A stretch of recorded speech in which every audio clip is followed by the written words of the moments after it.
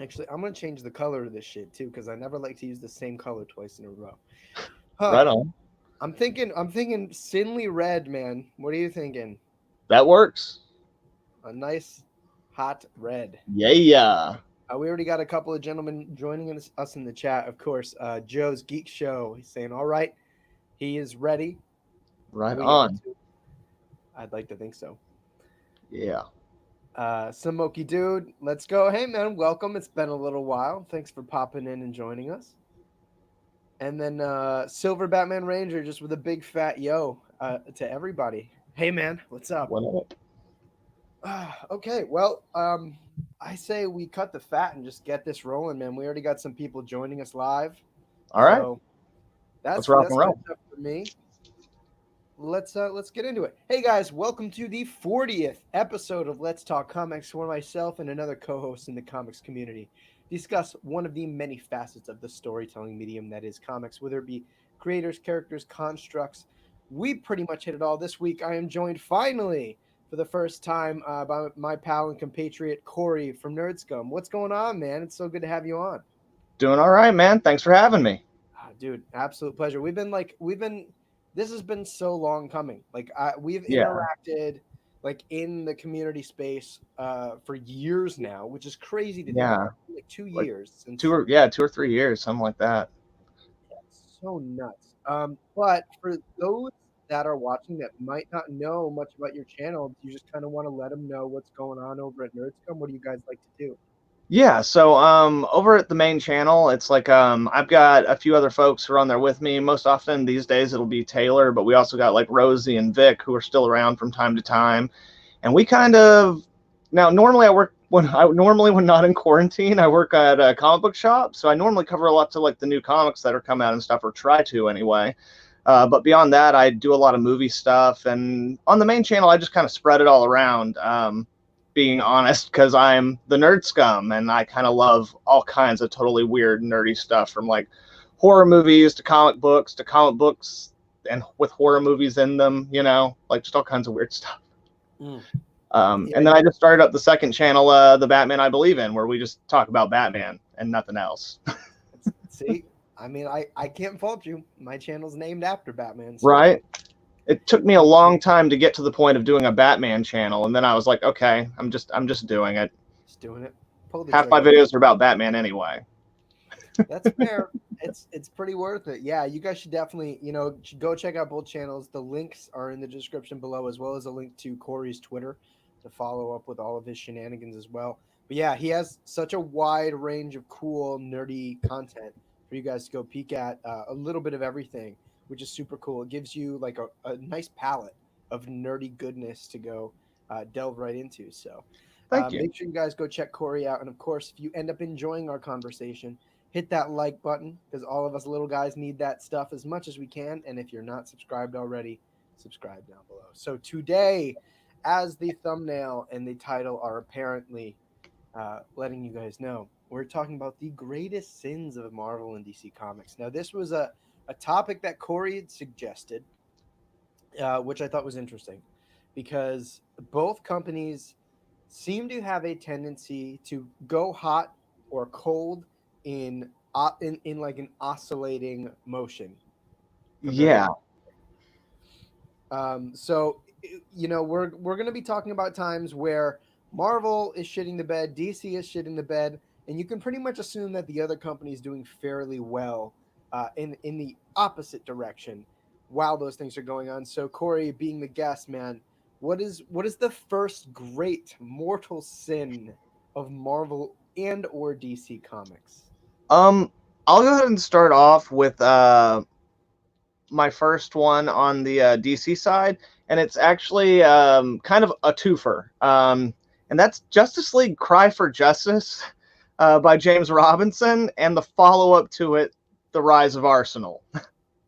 Okay. Um, so these are some books that like were recommended to me actually kind of highly by certain people. And when I got into it, I found that, James Robinson, who's written some really good stories, I have no idea what the heck this guy was thinking. It's another story where they try to create proactive heroes, and in the process, turn all your favorite heroes into jerks. Jerks who are dumb because they can't keep up with the villain's plans, even though they're going at the villain as the villain's creating the plan, so it just makes them look worse. And then we're going into spoilers on all these, I imagine, correct? Yeah, of course. Yeah, and so then like they essentially end the book with like Roy Harper losing his arm and his daughter being murdered by a supervillain's bomb. And then to top it off, in the follow-up, we see him become like a heroin addict again, and fall back down that rabbit hole. And there's this scene that is just so unintentionally hilarious where like he's gripping a dead dog in an alley because he thinks it's his dead child, and like it's just nauseating. And then also Oliver Queen murders the villain Prometheus of that story. And there's a lot of other BS that goes on where like characters are just killed off indiscriminately. That, mind you, they're very like low tier characters that most people don't even remember, but it just reeks of like disrespect and disregard. Yeah, so that's my first double whammy on the DC side.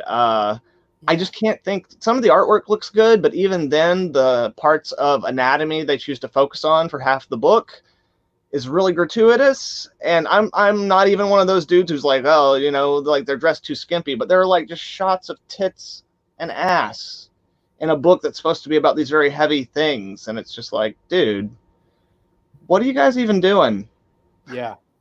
Yeah, that's really exemplary in general of how soaked in negligence Roy Harper has been pretty much from then on. Like DC has just found it in them to consistently shit on Roy Harper. And like not even for like not even as a stepping stone to a good story. Each of them have been pretty mediocre. Obviously, Heroes in Crisis being the most recent of those things. Yeah. New that's 50, on the list. yeah, and then New 52 Trucker Cap Roy Harper. Man, I don't even. Yeah, people would tell me in that run, like, like, oh, dude, look, isn't this art cool? And every time I see him in the trucker hat, I'm like, no, not really. It doesn't matter how good you draw it; that's never gonna look cool. Yeah, exactly. So yeah, Cry for Justice was like one of those things in like the late 90s, early 2000s DC mentality. And there was a lot of really good stuff coming out of DC at the time and a lot of really bad stuff coming out of DC at the like Yeah. we were going so 50-50 and there was like nothing in between. Yeah, everything was up in the air. Yeah, and Cry for Justice was one of those things, where I went back and read it and I remember just having to like skim over it, because there was a lot that happened during that era of DC that is so impactful to the continuity. Yeah. But like wasn't good, and that being one of them. I remember like reading that story because I follow like one of those Comic Herald, reading orders or whatever. Mm-hmm. And they don't like tell you, they don't like provide a decent commentary as to whether or not like it's worth reading. They're just like, here's the full on reading order, no commentary whatsoever. And it's what you need. Yeah. And on James Robinson, he's so hit or miss. Like you have that, but then you have Starman, and then you have, like his recent Wonder Woman. Like he's either good or not. Yeah. It's, and I mean, like, one of the things I try to keep in mind is that, like, if you're a creative person who's having to constantly put out, material, not all of it is going to be your best. And that's unfortunate because as people who pay for that, that's what we want. But there are going to be some times where, like, you just had to turn the script in. But a lot of the things like this, like when you read some of the interviews with James Robinson, he clearly had no idea what he wanted the book to be about, but he was very passionate about wanting it. So I'm not sure how it translates into the book. But yeah, man, and again, it'll be a reoccurring theme that a lot of the people that have created the things on my lists have had some of the best books that are out there, and then also some of the worst. Yeah, it's like a lot of the big guys tend to when they hit the top of the mountain, they fall really hard.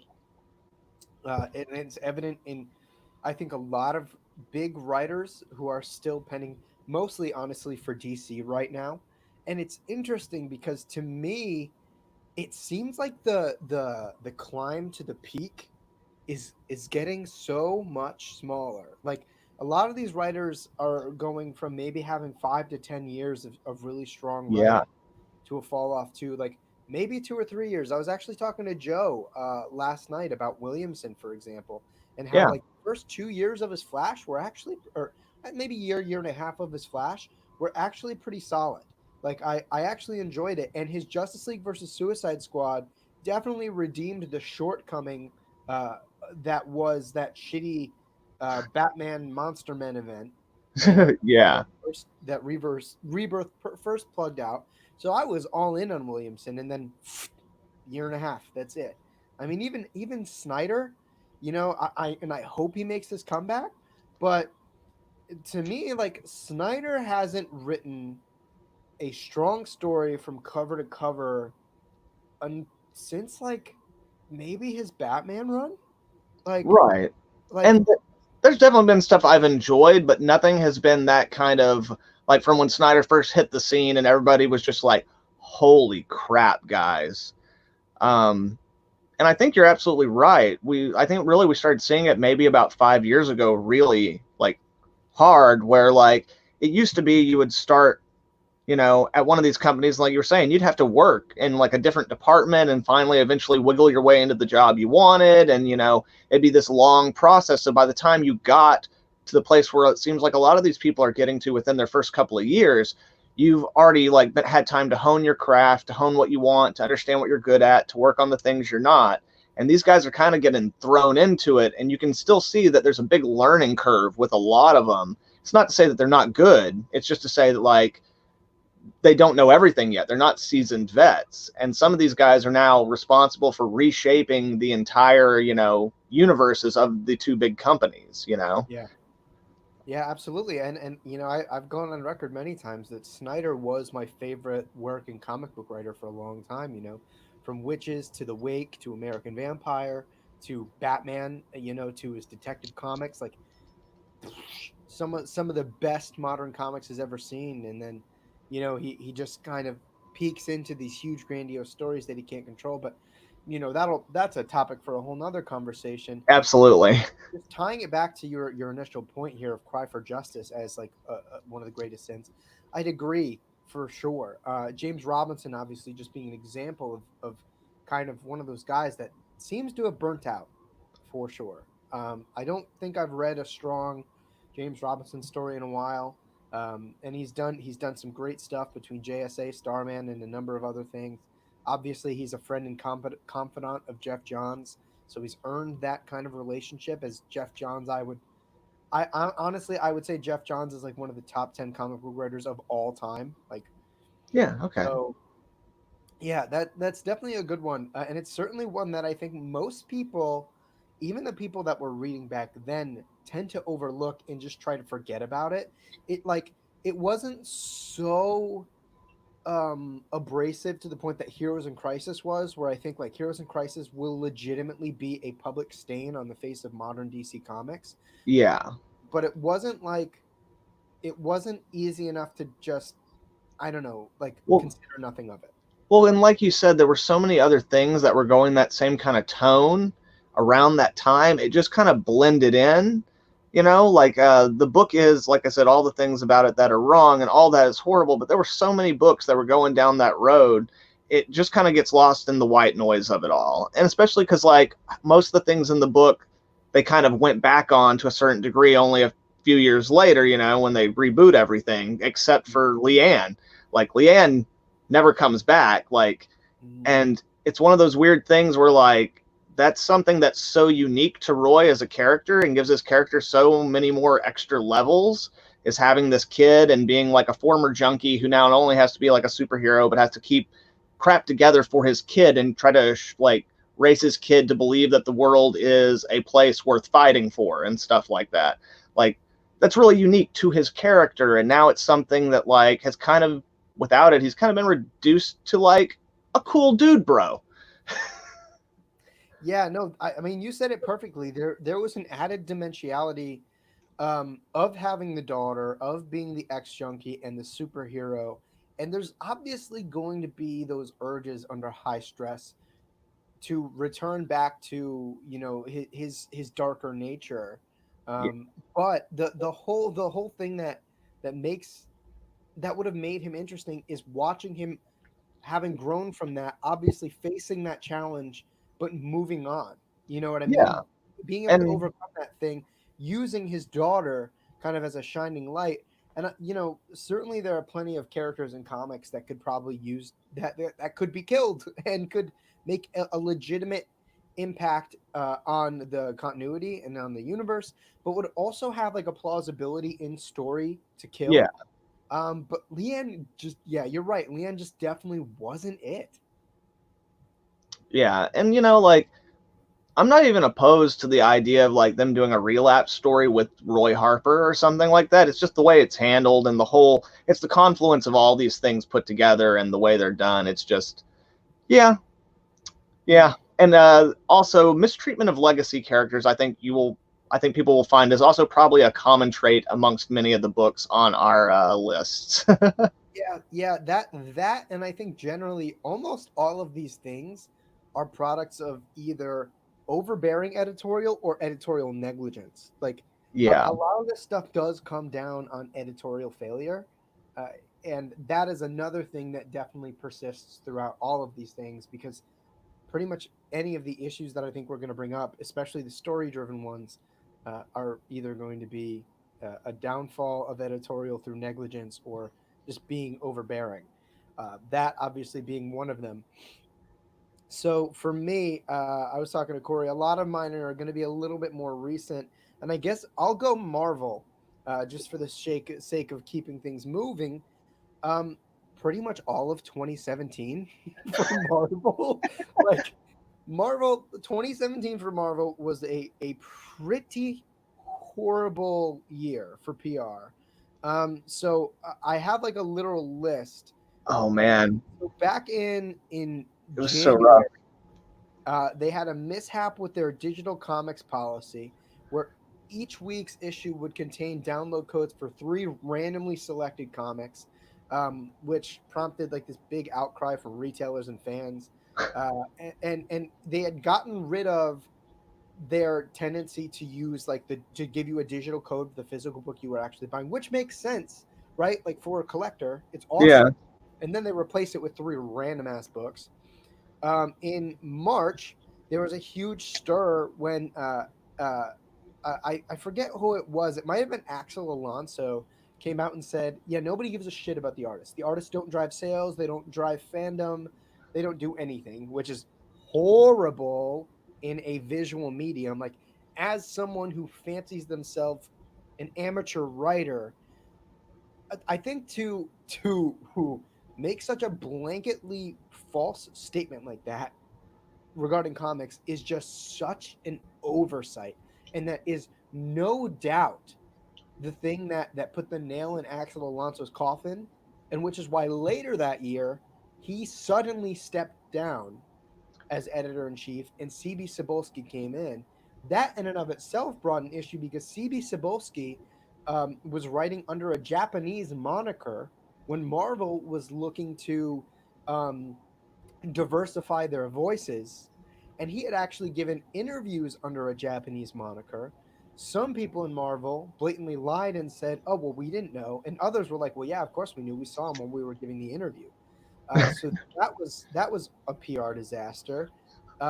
And let's see, in April, an artist who had drawn a lot for DC during the Brightest Day era and had been at Marvel for a couple years, Ardian Syaf, had some pretty radical. Uh, um, he had explicitly cited some pretty radical pieces of the Quran, like yeah, anti-Christian, anti anti-Jewish, um, and he had done it twice in the same book, and their editorial did not catch it, which kind of perpetuates this idea that Marvel's editorial does not pay right. attention.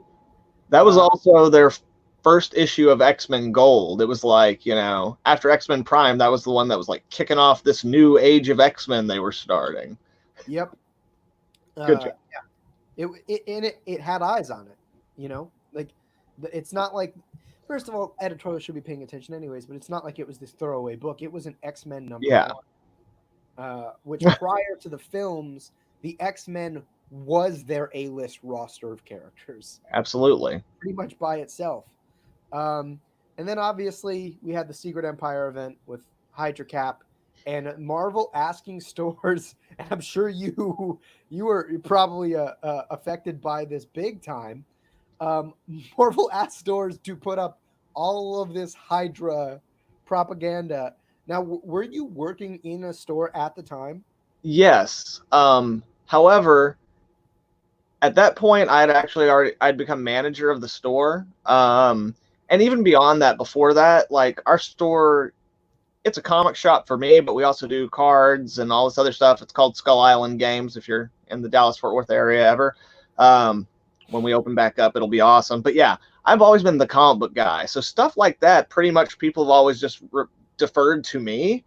So I was like, no, we're not doing that. It's like, I will carry the books, I will sell the books, you know, all that kind of stuff. But no, we're not decking the store out all high. I think I ordered one of the banners for a girl who had bought every single issue of Secret Empire and was just like, I hope it's going to end good. And I was like, I'm just going to get this banner and give it to her because she's earned it. Yeah, absolutely. And it's funny because speaking of the ending, another issue that year was that Marvel, pretty much a week before it came out, ruined the finale. Yeah. Not just to CBR or to Bleeding Cool or to Newsarama, to the fucking New York Times, which is insanely desperate for the press. You thought we were done here, boys and girls. Boy. There was one of their marketing managers had also pretty much come out and said that diversity doesn't sell, that women in comics do not sell, so they're just not going to do it anymore. And they had suddenly flipped their like breakneck pace towards diversity. Yeah. It's like solicited Marvel Legacy, which had there was nothing about it, like released. Yeah. And then turned on its head again and completely shattered Marvel Legacy. But they put out those cool stamps with Marvel Legacy, remember? Those cool stamps. Nobody does. Yeah, no, it was a time. People want to talk about the DC cinematic universe being reactive. If that's not reactive, I don't know what is. So let's see. At the Marvel Legacy relaunch, they had announced to retailers that they wouldn't be a number of comic book retailers had announced that they wouldn't be carrying certain releasers in protest over like unrealistic expectations, which like I'm sure, and I think that has a lot to do with like the craziness with the incentive variants and so on and so forth. Can you Absolutely speak a bit more on that from your experience? Yeah, so most of the time what it is it's a thing of like, so you'll have the main A and B variant for most books, or for a lot of books anyway. And those are just like normal price covers, you know, and sometimes one of them becomes more valuable, but normally it's just the regular thing. Then you start getting to where it's like, okay, well, there's a special variant if you pre-order 10 of both of the regular covers, you know. And then from that point on, it's like, well, if you want 2 of that, and it varies from time to time, but the thing I remember about Legacy specifically was it was like, so if you wanted 2 of those variants of the 10 per, then you actually had to order 20 of the regular. Where a lot of times the way that it's listed is once you order the 10, you can order as many of those as you want, essentially.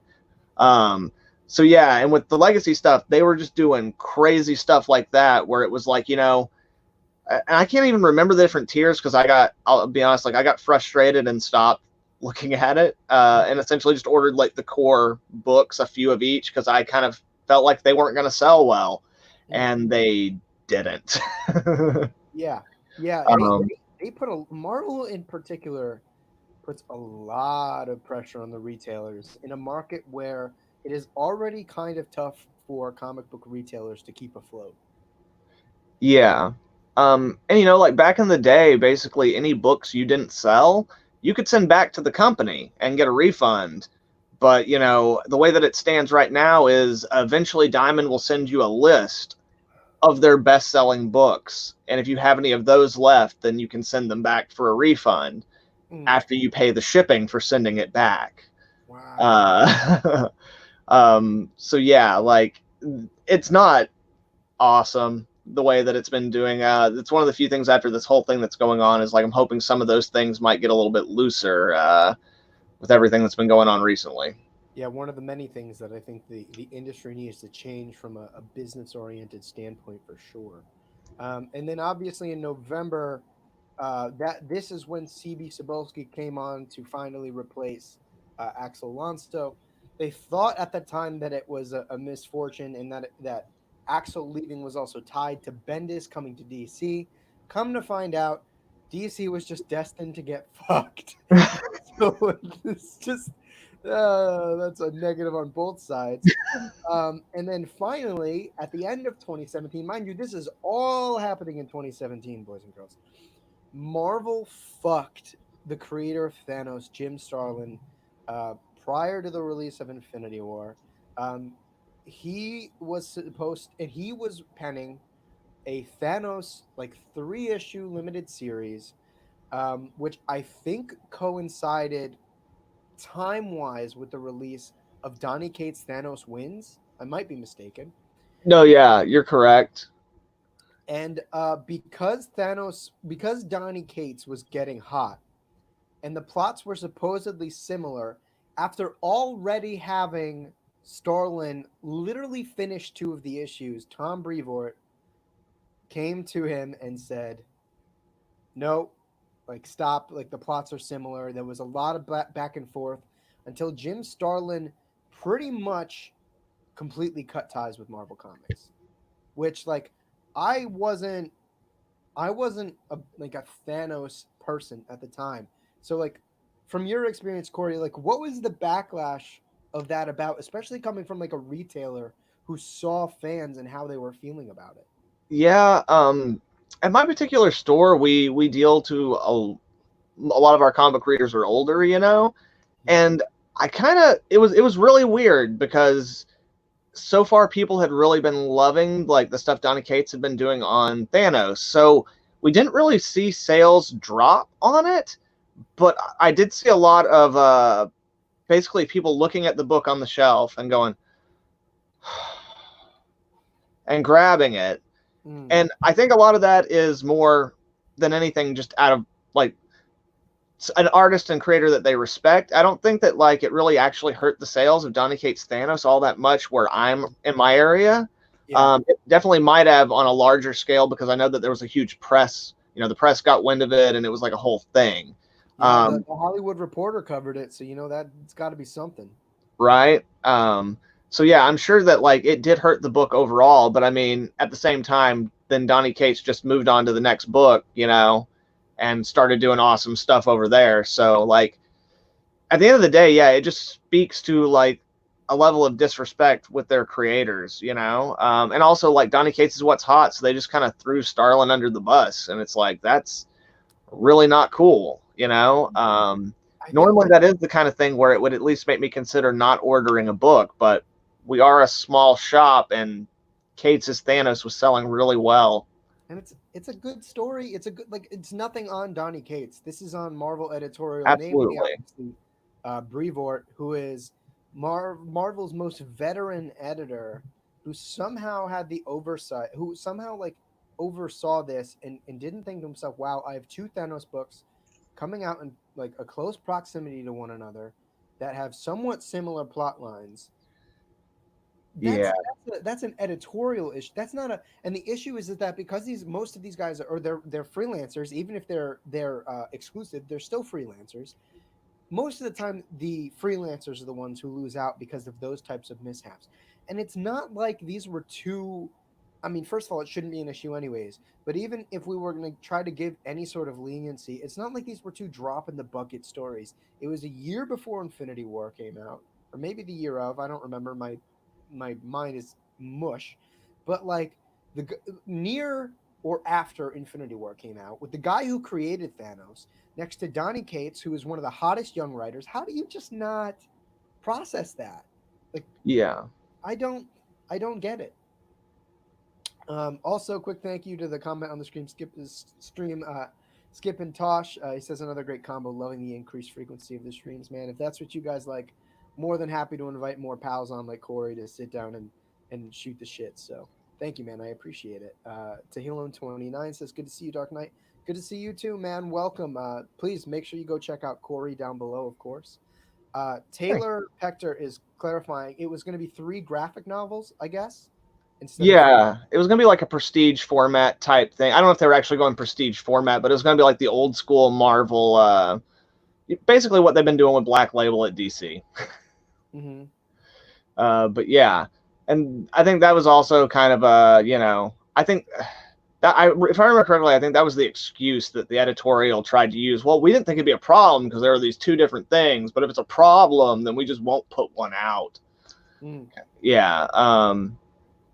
But yeah, because like I don't know how much it was playing in the current continuity or whatnot, but I just know that like the core of the story was essentially the same. Yeah, it's interesting and aggressively relaxing. I guess disagrees with this particular take and said that Marvel offered swag for one of the biggest selling events of the year, had taken chances on new artists, employs people who have opinions and offer incentive on book PR disaster. I mean, I don't know. I mean, speaking strictly to Corey, who is a retailer, I mean, you can see the adverse effects of, offering the Nazi-based swag in a very PC culture society. Uh, Well, and even beyond that, it was a decision I made for our store because, like I said, there was one young lady who was buying every issue of the book, but that book didn't sell particularly well at my store. So there's really, like, if it had been one of our top selling books, I might have at least considered it. Because, like, as much as I don't like that whole event and stuff, it's like, if it's something that's going to bring people in, you have to at least consider it. yeah. But again, no one in my general area was really feeling it. No one, even I was more willing to be like, okay, they did the retcon. Hydra existed before Nazis. Cap wants to take it back to before the Nazis, whatever. But no, like, people just not having it. So there was no point in going to the 9s, you know? Yeah. Also, I mean, aggressively relaxing brings up Marvel having taken chances on new artists.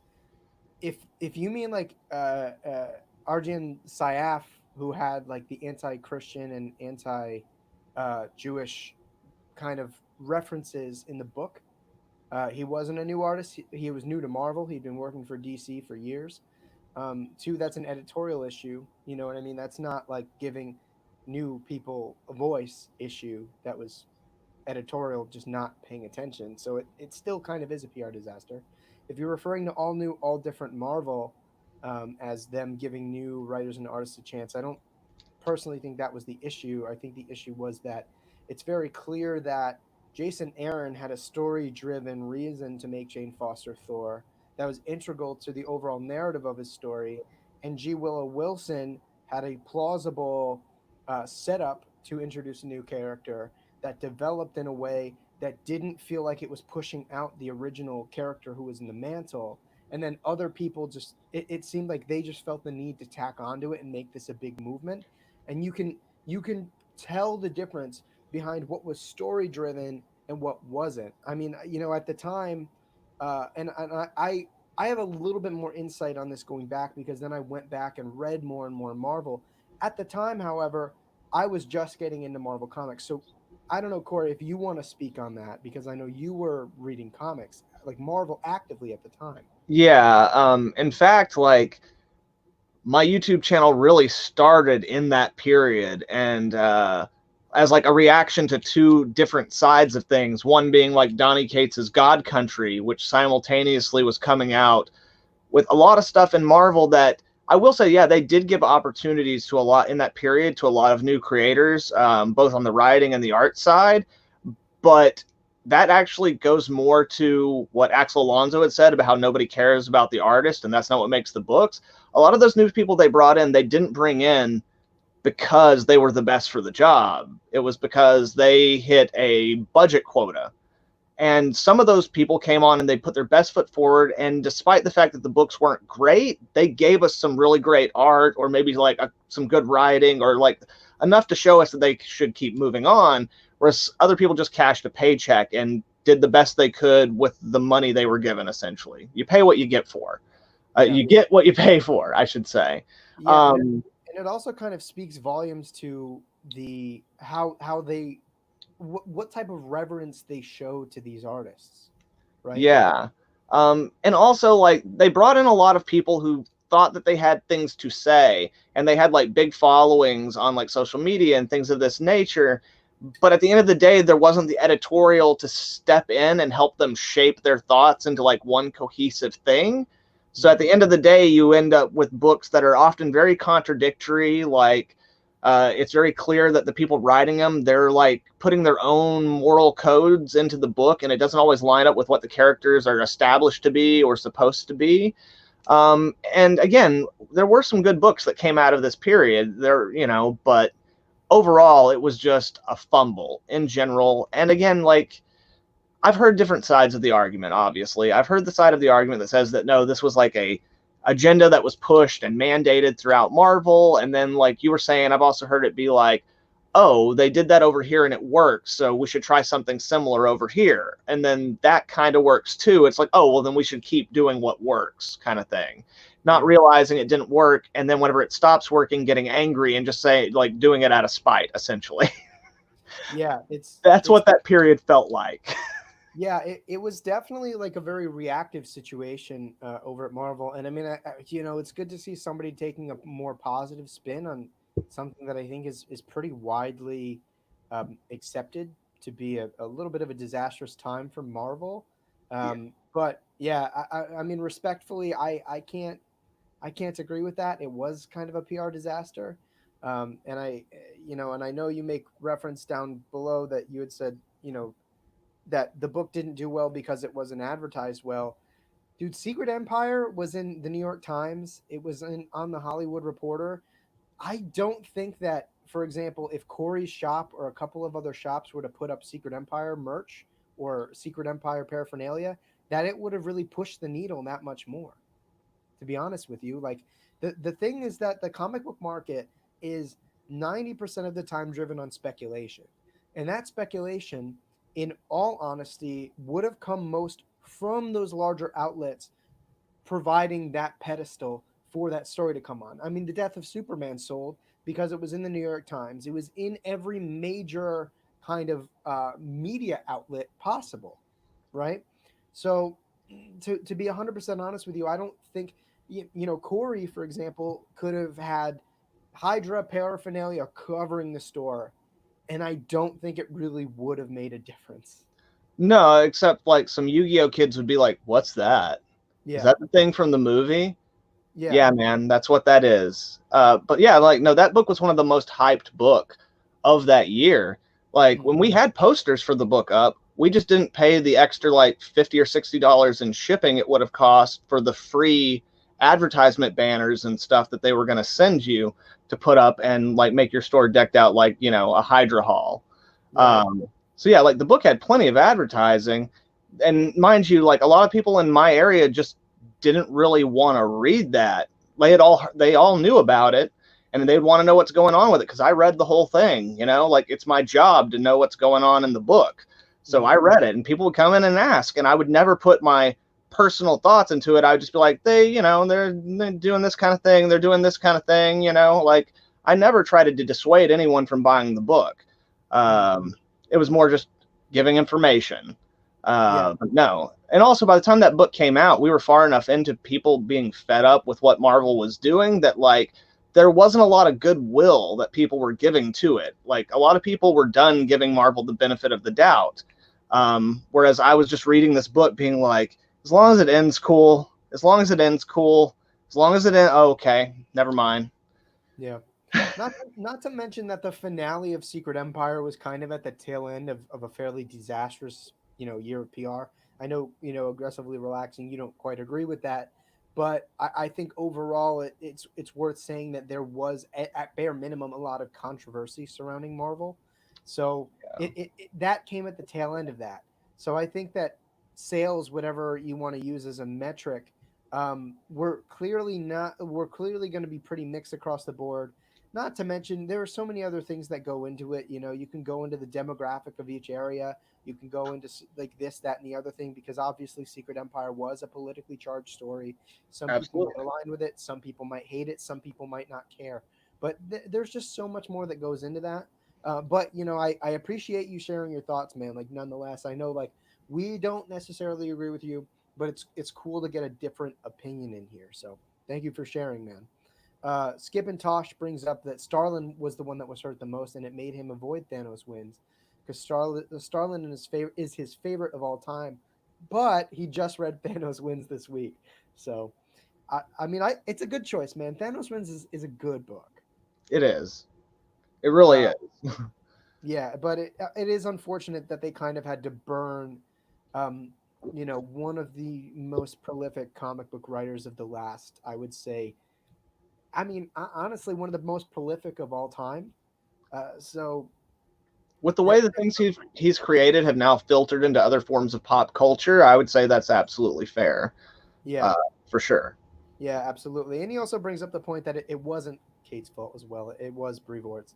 But we've spent a lot of time chatting with you guys on Marvel's disastrous 2017. I appreciate everybody's insights. But Corey, what is your next great sin of Marvel and/or DC Comics?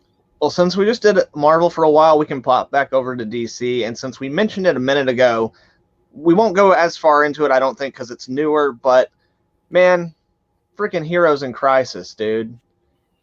Like, Yeah. holy hell! Um, and like, I've gone on record as saying that like I think that the general concept behind Heroes in Crisis is not only a cool idea, but maybe is even a story that should be told about like heroes having like emotional issues and stuff like that and having like PTSD. Like that's not a horrible concept, but it's a concept that doesn't belong in your main continuity. Mm, That's something you could do with like one character and get away with it, or maybe a couple. But with the way they're doing it, like I feel like if he had created allegorical characters like Alan Moore did for Watchmen or something like that, then you could tell the story that you tell mm, and actually make it the point. yep. But man, as it stands, it's just it's a clusterfuck. The worst thing that really really hurts is that the premise I think is really solid, and I think to a different degree that if handled well, I still think it could have worked in the main continuity. To be honest with you, but the issue is that the execution was just like no bueno. For obvious reasons, Joe in the chat puts an L out for poor Wally, but also we brought up Roy, and all of the other characters that just like not only were physically assassinated, but I think that there were a number of character assassinations in the book. And Tom King is one of those writers, love him or hate him, that tries to mold characters to his story and to his thematic vision, which I don't think works in especially in continuity. Um, Yeah, because at this point you aren't just writing your story, you are writing icons and these huge characters that mean so much to many people. And I'm not saying that it's not important to break the bounds of comics, because if that didn't happen, we wouldn't have had Vertigo, we wouldn't have had Dark Knight Returns, we wouldn't have had Watchmen, we wouldn't have had a number of amazing things that advance the industry and the medium forward. But Heroes in Crisis is just one of those things where he tried way too hard to literally squeeze in not only a sect of the DC universe, but the whole thing to fit his vision. yeah, And while in concept is really, really good and really, really strong and really, really resonant, in execution was just so poor. and for a number of reasons. And Oh I yeah. brought it up earlier. I genuinely think that this is going to be a stain on DC Comics' reputation for the coming years, man. So I think Yes. this was a really big and a really relevant one to bring up. And it was really public in a way that a lot of their other biggest fumbles haven't been. Hmm. Like we'd reached a place of like peak interest from the outside public to where whenever they tried to do this big thing and like promoted it pretty heavily and then it fell on its face like so publicly, it was like, wow, like everybody saw Yeah. that. And the thing is that I mean, I at that point I was vehemently not a fan of his Batman, and I still supported the book. I waited in line to get the first issue signed by King. Like I have it here in my office that I'll probably inevitably give away to somebody who enjoyed it. And God bless them for enjoying it because I just feel bad owning something that I despise so Yeah. much. Hey man, every Batman is somebody's Batman. Yeah, that's true. But yeah, it just did so much disservice to a lot of the characters. And one of the things way back when my channel was still fairly new, Joey Comic Boom and I did a stream just kind of ranting about Heroes in Crisis. One of the things we talked about was like Tom King's perception of therapy, and like his perception of therapy was like Lagan, who many of Yeah. you not know as like an Aquaman supporting character, repetitively getting shot and reliving that trauma like hundreds of times as a means to get over his trauma. Yeah. Oh, and then And he gets killed in shockingly the same way. yeah, and it's like, and Boom said perhaps the funniest thing. What would happen if you went to Sanctuary with a chronic masturbation problem? Like, what would that do for you? It's like, oh, Yeah. you want to quit smoking? Well, here's fucking free Marlboro Blacks. Right. You Like, work in a cigarette factory now, and you get all of them you can take. yeah, it Um, it just it's one of those things where, and I'll close out my thoughts on it, where Tom King's perception of like Tom King does things that are inherently like, or he approaches topics that are very intelligent, and people recognize that, and then even though he tends to really not stick the landing on those topics through the execution, a lot of people are like, oh, but he's smart, so it's good. yeah. Uh, the idea of like theme or like philosophical like concepts as window dressing is like it's existed for a while, and like it will always catch some people. Like a good example of this is like whenever I was in college and we were in philosophy class, the teacher just put on all three Matrix movies and was like, "This is philosophy." And it's like, no, those are really cool action movies, and beyond the first one, all the other concepts are very loose and very cliched. You know, it's like it's not a great example of it. And I feel like a lot of the Tom King stuff is similar, where like from time to time he'll add like poetry or something like that that is like has this very deep meaning to it, but most of the time it doesn't actually coincide with what's happening in his book. He just thinks it's cool and like it's and it ends up coming off pretentious, even though I know that he's legitimately coming from a place of trying to do something interesting. Yeah. um and like I've also read plenty of Tom King books I like, so when he does stuff like that and I dislike it, it makes it all the worse because it's like I want to believe you're better than this. Yeah, I genuinely believe that he's just not one that should be writing top tier characters with thorough and well known continuity.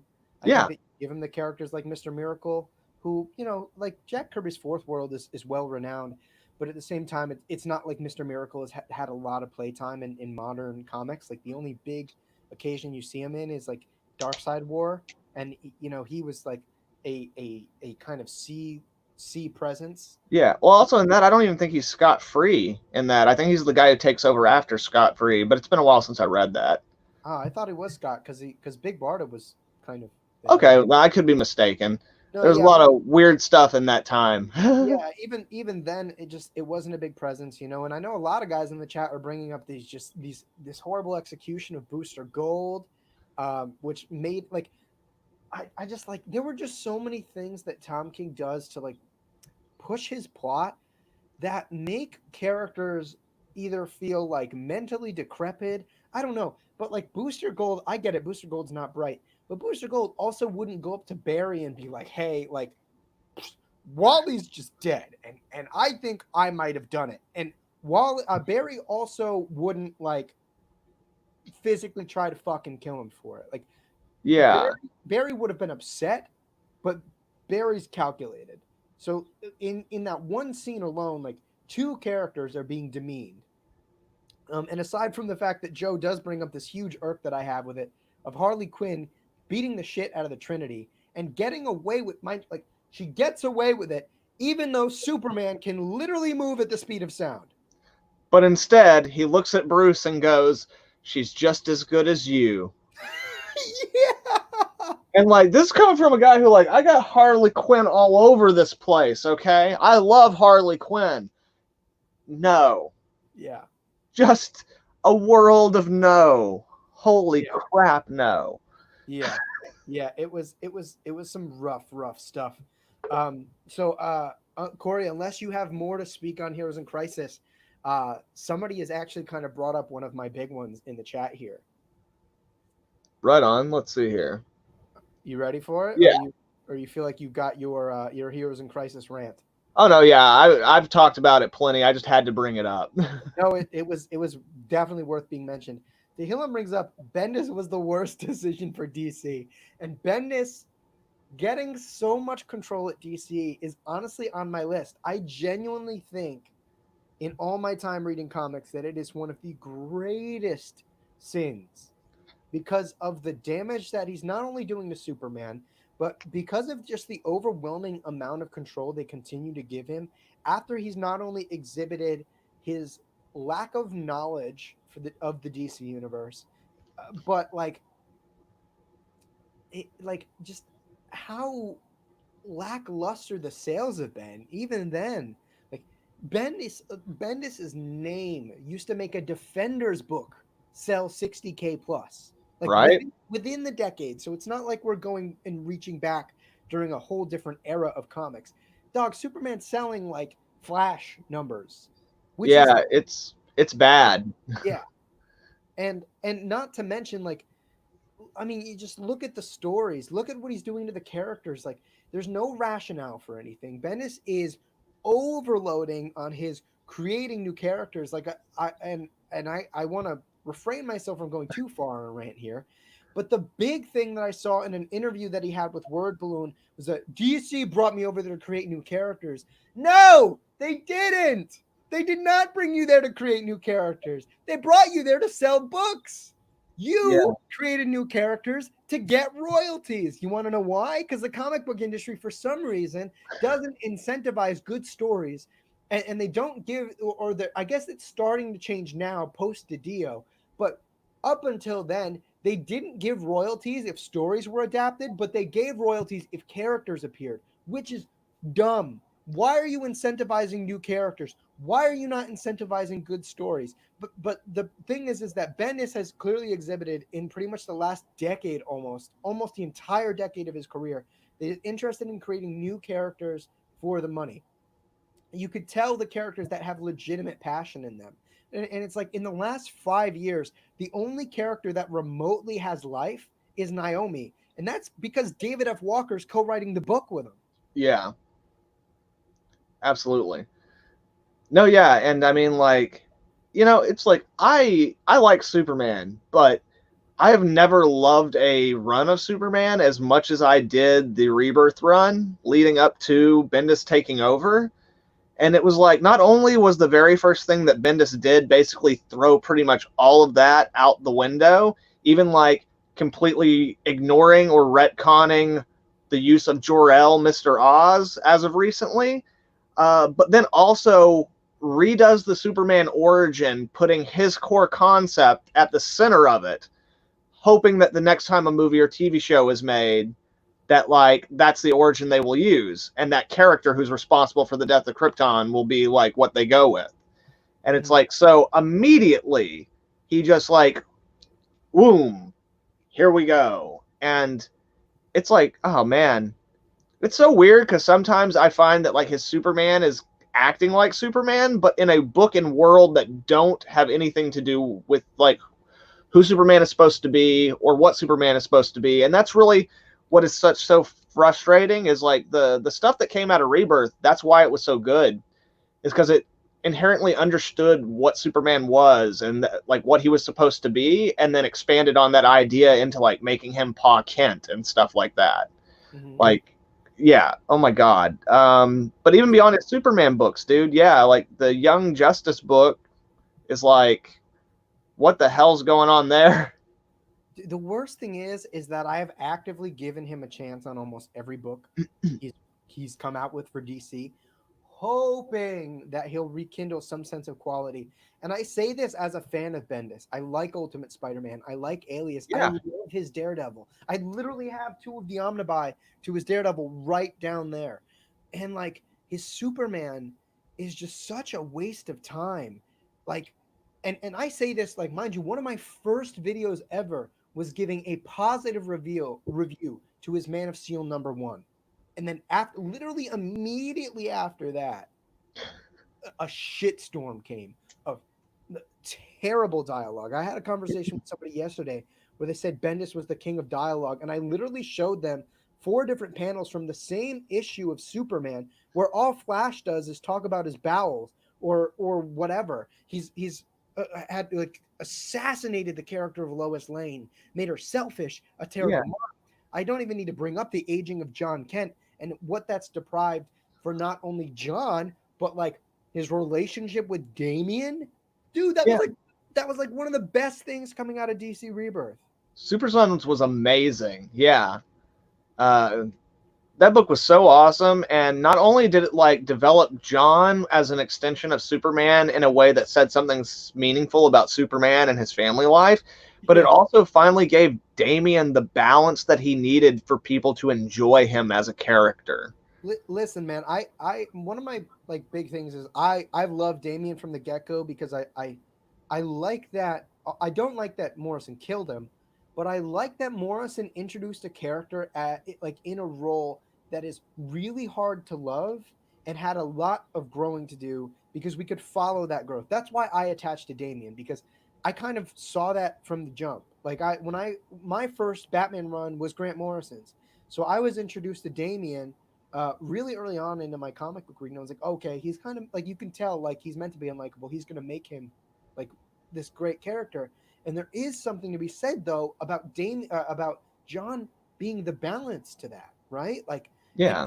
I have said this on so many streams where I'm like, those two growing up together gives the DC universe the potential of having the greatest Batman Superman pair of all time. Like those two have the potential to be greater than their fathers ever were. Imagine a Batman growing up literally from such a young age with, for all intents and purposes, almost all of the completely refined skills of Batman, along with the heart and the hope of Superman.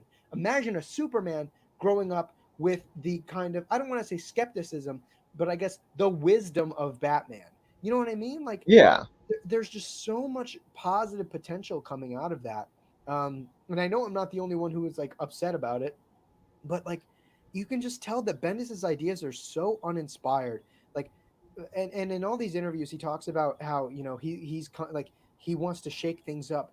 Shaking things up for the sake of shaking things up is not inherently good.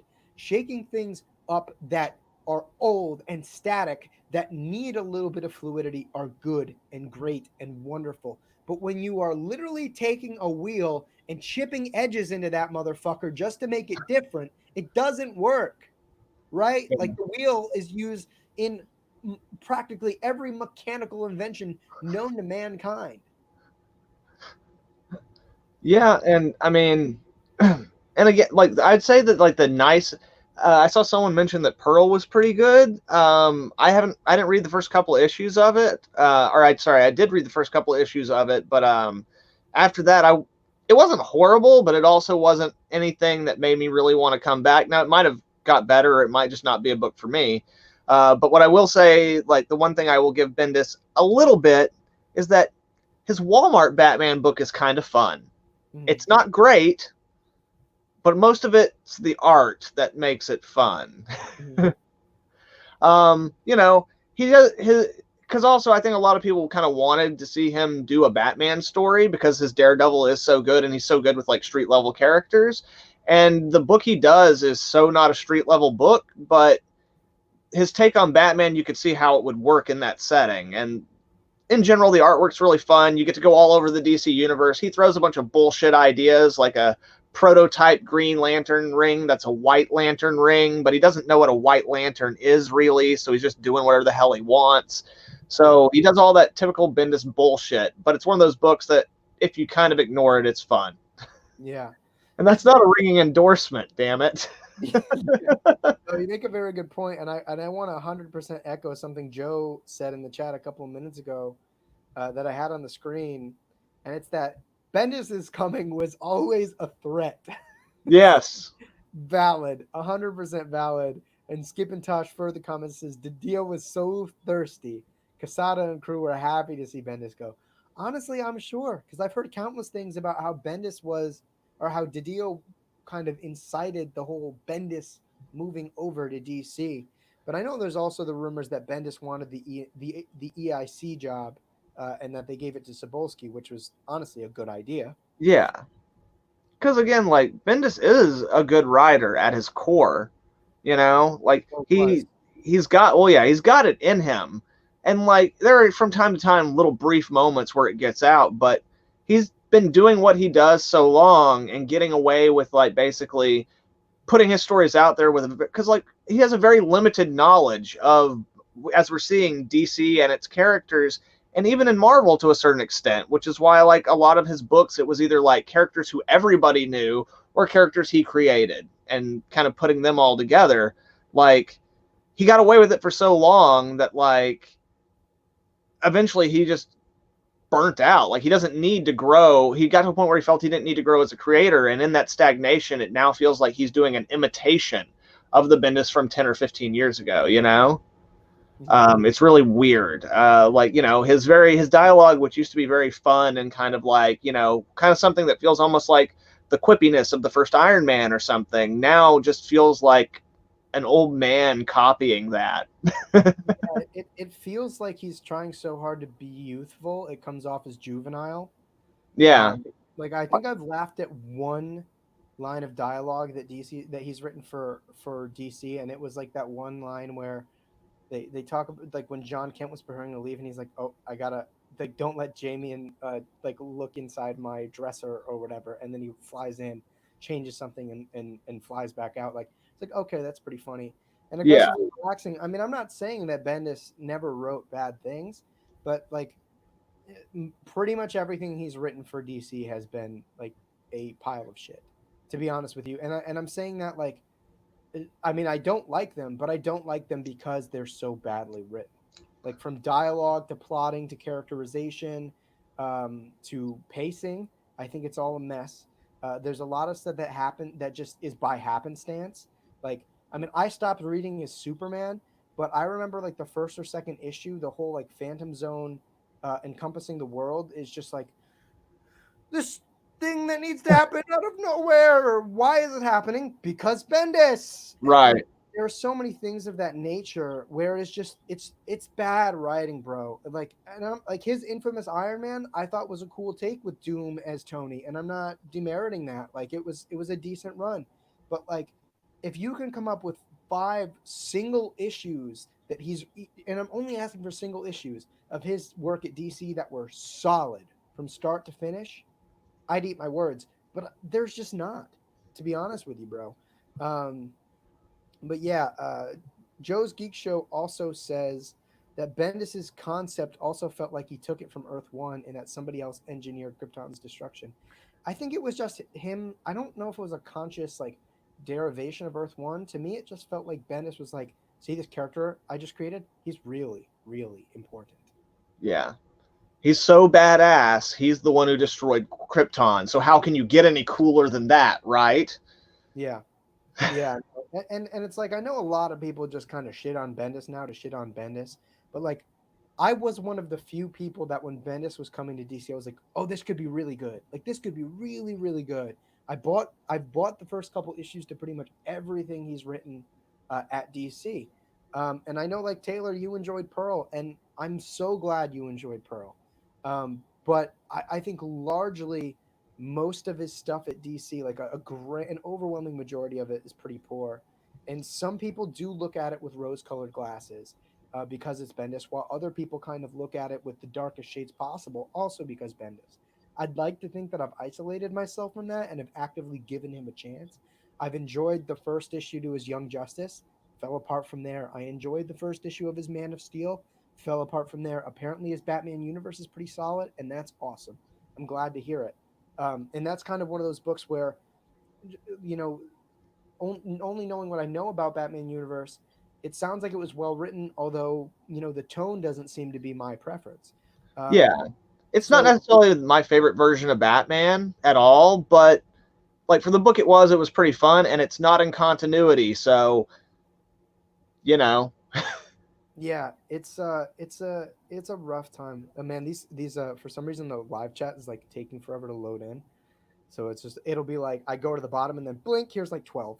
Oh, Um, yeah, it was just I just don't think that Bendis. The issue is at the core of it is that you can tell that he's not putting his heart into any of this. Like if somebody wants to try to refute anything I've said tonight, I'm glad to have that discussion and that like disagreement.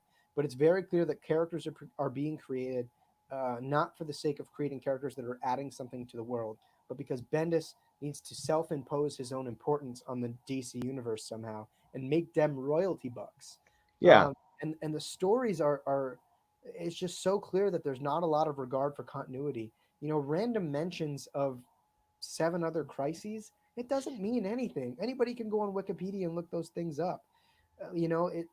It is so superficial to me. And my biggest issue is that he's not putting himself in the stories. And I'll contrast that even with Snyder's Justice League. I don't like it. I don't like his Justice League. I don't like Metal. But you know what? He's putting himself into his writing. You can tell that there's an actual like theme that he is trying to push. He is trying to do something for these characters. Do I agree with it? 100% no.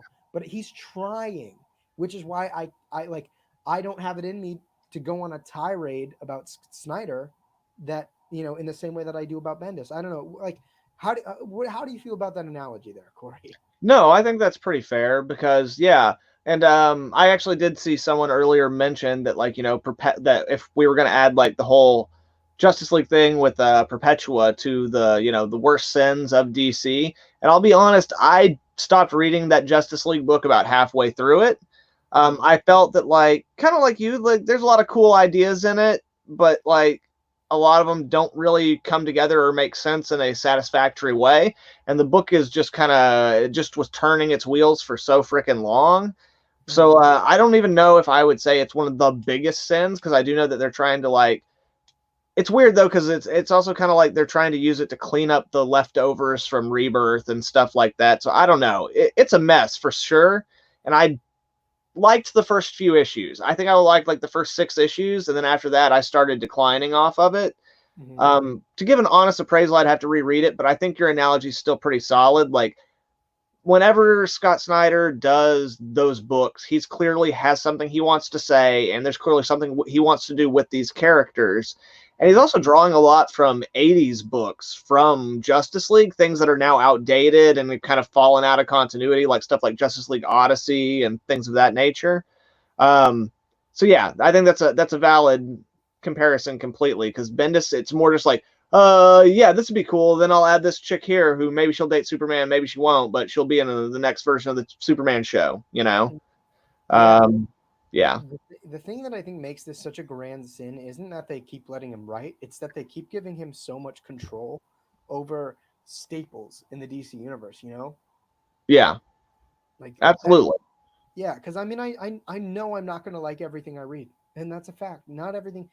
I mean, A, everything's not written for me, but B, I mean, Bendis has just been doing a poor job for the most part. And like Paul Baker brings up how his reasoning for aging John might have been because of Legion, but even if that were the case, it's so short-sighted. I've heard from a number of inside sources from people that I've interviewed that write for DC, that draw for DC, and in editorial contact, that like after that there was no plan. Like the plan was to get John to that point, and then after that he had no plan, which is incredibly short sighted. It's not a character driven decision. They were driving the character. They're changing the character for the sake of plot, right? The character Yeah. is evolving because of plot. It's just get him out of the way so I can do the thing I want to do.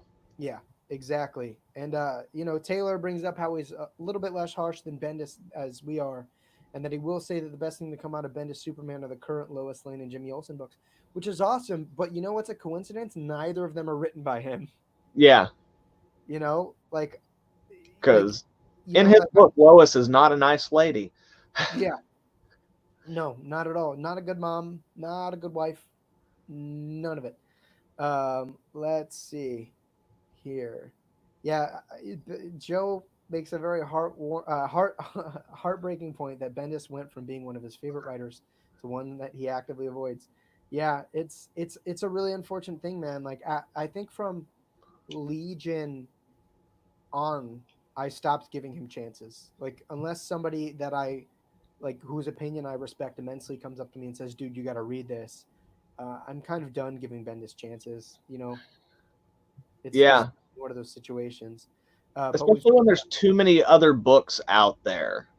You know, like uh, it'd be one thing if like we were only getting like 5 books from each company, but with everything that's else that's out there and what his average has been recently, like why bet on him? yeah, and like to be honest, and I've been saying this on some recent podcasts. Like for every like big two title that I drop now, I've been picking up some fantastic independent books, and there's always some really strong independent books, man. Like Boom and Sure. Image have been killing it. You also obviously have Dark Horse. Scout Comics has been doing great. Like Vault, a lot of people have been raving about. Aftershock, so that's kind of where I feel like I'd rather put my money into sometimes, Oh, especially recently. But oh, I am so sorry. There's someone at my front door. Do you want to start on your next one, and I will be right back? go for it, dude. I'm But sorry, man. no, it happens. It happens. Let's see. I'll go into some of these live chats for a little bit so that he doesn't feel too behind. Let's see. Paul Baker. He says he's not someone who hates Bendis as a person, but because of what he did to the fictional characters, uh, because they're not real. But he really hopes that he gets off Superman so that he can read it again. Yeah, I'm kind of in the same boat. Like I listen to interviews with Bendis, and he does a lot with like Word Balloon and John Suntress. Um, but like, and you listen to him talk, and he's a really interesting guy to talk to. He seems like such a friendly guy, but there's definitely a level of like selfishness in his dealing with these big continuities that affect not only his characters but the characters that other people are writing. And it's really discouraging. And I feel the same about getting him off of Superman, especially coming off of a run so great as Tomasi and Gleason. And that was the run that made me a fan of Superman. I had read a couple Superman stories, but that was the run that made me a fan of Superman and made me want to learn more about the character and understand him. Um, so I 100% agree. Samoki Dude requests me to answer him. Let me see if I can go back and find what he's referencing here. Sorry, the chat is kind of laggy. What was your thing, Oki? What was your question? Reiterate it for me. I see a post where you reference how upset I got at Bendis and your Aaron Sorkin comparison. But Oki, put your question in the chat again for me, and I'll try to answer it real quick. Tehillim29 says that he's found that he has enjoyed more of Bendis's Jinx world over his DZ. I think a lot of people have, and I think a lot of it is partly because they're his characters, and whether or not like he has the same grasp on them that he might have had before, they're his to shape and mold. Whereas when he's writing something like Superman or Event Leviathan that is affecting an iconic cast of characters, uh, they're not his to mold from the ground up. They have a continuity and a legacy and a history that is super, super important. That he's actively kind of overriding in many ways. So yeah, I think that seems to be the general consensus. Although I didn't love most of his Jinx World either. So yeah, I was just answering some comments in the chat here so that we didn't get behind. Oh, right on. Cool. But yeah, some Okie dude. Feel, oh, there it is. Okay, is this your thing, Okie dude, that you wanted me to answer you about? Was this what I'm missing? Uh, unless there's something else, feel free to shoot it down in the chat. But he mentions that there's only a couple Superman stories that he likes: All Star Superman, Whatever Happened to the Man of Tomorrow, For the Man Who Has Everything, Lex Luthor, Man of Steel. Yeah, those are all great. Like I said, Tomasi and Gleason's Superman run is generally really strong, Yeah. especially between like the annuals and stuff. There's 40 plus issues in there, and I think pretty much all but one arc were really really strong. And if you're batting, 7 out of 8 arcs, that's pretty damn good. Yeah. And even the ones that weren't great, like they weren't the worst. It's the only that's the only run on Superman where I personally have bought every single issue. Hmm. And I do think that like Superman's a hard character to write for. And so yeah, like a lot of times when you find the best Superman stuff, it's very contained. Sometimes it's out of continuity. You got a lot of the best Superman stories are retellings of his origin, just another person's take on it. But there are some solid enough runs of Superman. The problem is just it's so hard to tell a good Superman story that the ones that are great become few and far between because they're having to put out books, every 2 weeks, every week, every month. And sometimes, like we said earlier, unfortunately, as a creative person, like you're not always going to have a story to tell that week, at least not one that's like your best story. So sometimes you just turn in what it is to make your paycheck. That sucks, and it's not the reality of the way it should be. But you know, yeah, it's like how many great Captain America stories are there? It's like the characters are such paragons of virtue, and they're thought of so highly within their universes that like it becomes difficult to come up with a new idea for them. They've done everything, they've been everything, and any deviation too far one way or the other is going to be hit with massive skepticism and criticism. Yeah, there So, there are there are some constraints that especially as I become a more like indoctrinated comic book fan, that I start to have issues with, and that being one of them, that there are so many constraints that are actively getting tighter and tighter. Like you really only they say you get 24 pages in a comic book. It's 20 pages of story, yeah, which is ridiculous. And you're expected to do this on a monthly basis. So not only do you need to do something that is memorable enough for somebody to come back a month later and read, but like they have to do it in 20 pages, which I think is nuts. And not to mention the average price of a comic being $4 for 20 right. pages. You're paying $1 every 5 pages. That's insane. It's ridiculous. And so I think that that's a constraint that the medium needs to figure out. Like, especially like I said, as I've gotten older as well, and more of a fan of comics, I feel like we need to go more the route of like European comics in the way that they put out these books. I talked to Joey last night about how they need to work out a way to maybe publish like full on trades, and to kind of sparse out the releases so that you can keep the line balanced, um, just so that we're getting uh, like complete stories and not having to wait, like month to month, because it impacts critiques. Like, I don't know, for those of you that have seen my review and analysis of the first 4 issues of James Tynion's Batman, my biggest critique is partly because of the medium. I think the pacing is pretty atrocious, even though the bones of the story are very good. And it's partly because he has 20 pages to knock out these installments, and it is such a confine to work past, and it's truly something that is so unique to the comic book industry, and not in the best way possible. Yeah. So And I um mean, there's also the aspect of because of the way they do it, whenever criticisms come out and writers then change the story. Now, most of the time, that's probably for the better, but there are probably also times where a writer does have a place they're going, and mhm. even though you can't see it from what's happened so far, it would make sense at the end.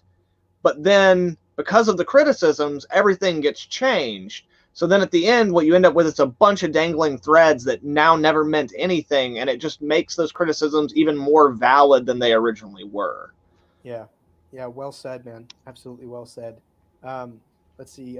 So Samoki Dude's main point to that was that he's not very fond of Superman, but it just doesn't capture his interest. I mean, everybody has their own interests. And to be honest with you, I was like, when I first got into comics, I was very much like the combative type that would be like, "Fuck Superman, Me Batman kick too. his ass." Me Um, too.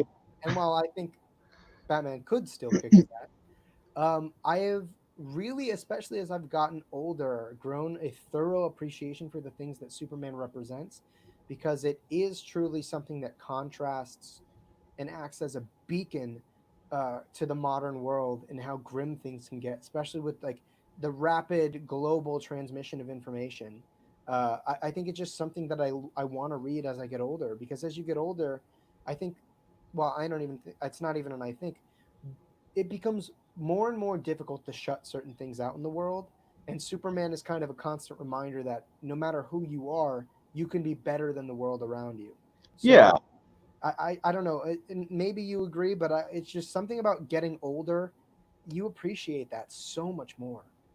You definitely do, and again, it helps to find a Superman story that says it, that puts those things on display so well. Hmm. And it's hard to find one that really does it, because most people's go-to is, well, I want to make Superman interesting, so I'm going to make him sad. But yeah, like, no, I think Neil Gaiman said it best whenever he was commenting on, like, Warner Brothers saying that they didn't know how to make Superman relevant. And Neil Gaiman was like, well, that's because Superman's not intended to be relevant. He's meant to be inspiring. Hmm. And that's always relevant. Yeah. It's like, you don't need to reshape Superman in every aspect for the modern world. You just need to make him feel like Superman living in a modern world, and that's enough. You just have to get Superman right. Yeah. No, I think that was the perfect kind of closeout to Bendis's assassination of the Superman mythos. Corey, what is your next pick All for right, so let's see. Why don't we? I want to make sure I get to these, so I'm gonna go ahead and jump over to a Marvel one, but it's one that probably wouldn't make everybody's list, but it's one of two comics that are on this list of mine that are books that made me walk away from comics for a while.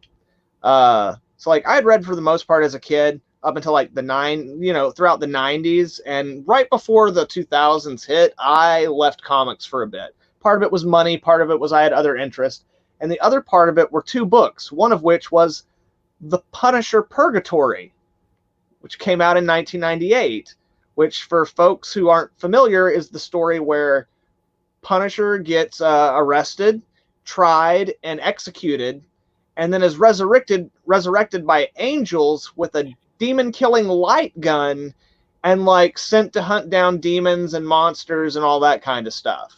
Hmm. And he had a cool sigil on his forehead, and like his hair would raise up whenever he would use his Punisher power, and it was just awful. Because like, as a kid, my main books were, Batman, Punisher, X-Men, and some Spider-Man. And at that point, I was just like, okay, I'm done. I'm done with this book. I'm not doing this anymore. And which sucks about that is because then, like, there were some great Punisher books that came out as a reaction to how bad that was. Hmm. And I missed most of those and had to go back and reread them. But yeah, it's just, there's nothing, like, Punisher's a very simple character, and he's one of those, unlike Superman, he's so simple that it can be difficult to write for him. Hmm. And it's hard to fit him into the universe, which is why, like, Punisher Max works so well, is because he can just do his own thing over there. He can kill the Kingpin if he wants to, and it's fine, but yeah, so like, that book, the art in it is not all of it's the worst, but it's not great artwork. I can't even remember who it was who actually draws it at this point. I apologize. Do I have it in my notes? Let's see. Yes, actually, no, I just have the writers. I have Thomas Snagoski. I'm so bad with names, I apologize. And Christopher Golden. And yeah, it's just, I guess it was because, like, like, religious things were still very, very popular, like through 96, 97. We were just really starting to see things coming out of that, where even like big blockbuster movies were kind of based around these religious concepts and themes. And I guess they just didn't know what else to do with Frank, and so they just threw in all this other nonsense that has no place in a Punisher book and was all done very poorly. Hmm. I can imagine. I can imagine because I've it is one of those things that I've actively stayed away from, just because if I'm spending the time reading a comic, it is definitely I'm reading on borrowed time, so I actively avoid things like that. And I can imagine that being a Punisher fan pre Guardian Angel, that could be really jarring and disheartening. Yeah, and I'm not saying that all the Punisher stories before that were golden either, There was Hmm. some real crap in there, but at the same time, the core of the character was usually the same. Hmm. And again, like I had limited money, and back then normally you'd pick up a Punisher book and it's always the Punisher. Hmm. So as someone who I was finding it harder and harder to stay in comics and really reverted to kind of just these key books that I loved, it kind of was one of those things where everything in my life and then reading that was like, maybe it's time to take a break, buddy. Yeah, Yeah. I could see that. On a more positive note, did you read the more recent Rosenberg Kudransky Punisher run? I didn't read a whole lot of it. Like where he becomes Punisher War Machine and stuff like that. I think that was part of it. Yeah. Yeah, I think that's like at the kind of the beginning part of it. I wasn't super crazy about it, but I have very specific wants from a Punisher book. Mm, And like in the first few issues, there was way too much like movie soldier stuff going on. Like mm, Frank does the thing from The Professional where he like hangs off of a pipe and like double wheeled shoots two like just soldiers to like mm. steal like the War Machine armor. And then Yeah. like the art on the War Machine armor was highly inconsistent. Mm. Now people told me that after that, like the book really found its stride and it really got good, and that's cool. I just haven't had a chance to go back and read it. Huh. Um, I, I'm trying to remember when that happened because I it know the was first. right before War of the Realms, because I Is that remember during War of the Realms he no longer had the War Machine suit, and like they gave him his own little mini series, which was actually pretty fun because they brought in Home Dude who created him. Oh man, Oh, Conway? yeah, they brought in Conway to work on it, and so yeah, that book was actually pretty fun. It was like, this is my Punisher. I liked it. Huh? Because Uh, I liked Rosenberg's Punisher, like because the first arc was when he assassinates Mandarin. But regardless, without going too far, and I was going to recommend it because I personally enjoyed it. right on, Um, man. I know a but lot of people who really liked it. yeah, I mean, it's to be fair though. Like I most of my experience with Punisher is him clashing with Daredevil, and then the Garth Ennis run, which Samoki Dude references because he says, "Luckily, the God King Garth Ennis came around and returned our favorite Punisher to his former glory." Yeah, I Um, mean, Ennis has some great stuff in his Punisher stuff, especially like over in Max. Once we go back into like the main continuity, things start getting a little dicey from time to time. mm, But it's still overall like some solid stuff. It's better than a lot of the stuff that came beforehand. yeah, yeah, I can get that. So I'm curious, what was the second book that So you the have? second, Because there are two guys in the chat, guys or gals, sorry, um, giving some predictions as to what your second book might be. So, what was the second book that turned you off of comics? one again, as I said, I am like back in the day, especially Heroes Without Powers. I loved X-Men, I loved Spider-Man, but Punisher and Batman were my boys. You Mhm. know, so I think it was like not long after that, after that whole thing with Punisher, I was pretty much just reading Batman books here and there, and Mhm. then like I saw one that was like a story, and like it was already collected. It was in maybe the next year, and I picked it up, and it was Batman Fortunate Son, which yeah, is a book from 2099 where Batman fights the evils of rock and roll. What? I've never heard of this. Dude, yeah. Okay, so like it sounds like something that would have come out in like the early 60s or something, right? Because yeah, Yeah. it's basically the villain of the book is a rock star who's all like drugged out and just kind of like wandering around, and Batman and Robin are trying to I'll be honest, I don't even remember what the main plot is. There are tons of videos on YouTube about it, but I can't watch them. Mm. The artwork is freaking atrocious, and yeah, it's a PSA from like Mothers Against Rock and Roll or some crap, where like there's a shot of Batman just like screaming at Robin, where he's just like, rock is just the essence of death and a hungry beast, and all this kind of like stuff that sounds like it comes from like Frank Miller's All-Star Batman and Robin. There you go. Oh my God, it's so bad. And it was one of those things too, like 1998 is when Batman and Robin came out, and then I'm reading this book and I'm just like, all right, I think I'm just gonna go and listen to my Iggy Pop records and leave this stuff alone for a little bit. Yeah, no, I can imagine. What was the creative team behind that? Oh man, you know what? Let's see. I know I was looking at it earlier. Is it in my notes? Let's see. I did not put it in my notes. Let's see here. Maybe I'll try to bring it up. I'll try to bring it up real quick. But yeah, like yeah, here we go. Who worked on this thing? So Gerard Jones, and Gene Ha. Who? It just says Gene H.A. Gene Ha. Huh. That's funny. I think I'm gonna get this quote that Paul Baker brought up tattooed on my arm of Batman in that book, saying punk is nothing but crime and murder and the rage of a beast. Yes, the rage of a beast. Yeah, I've actually thought about putting that on this vest. Oh my God, that would be priceless for your Batman channel. That would be wholesome content.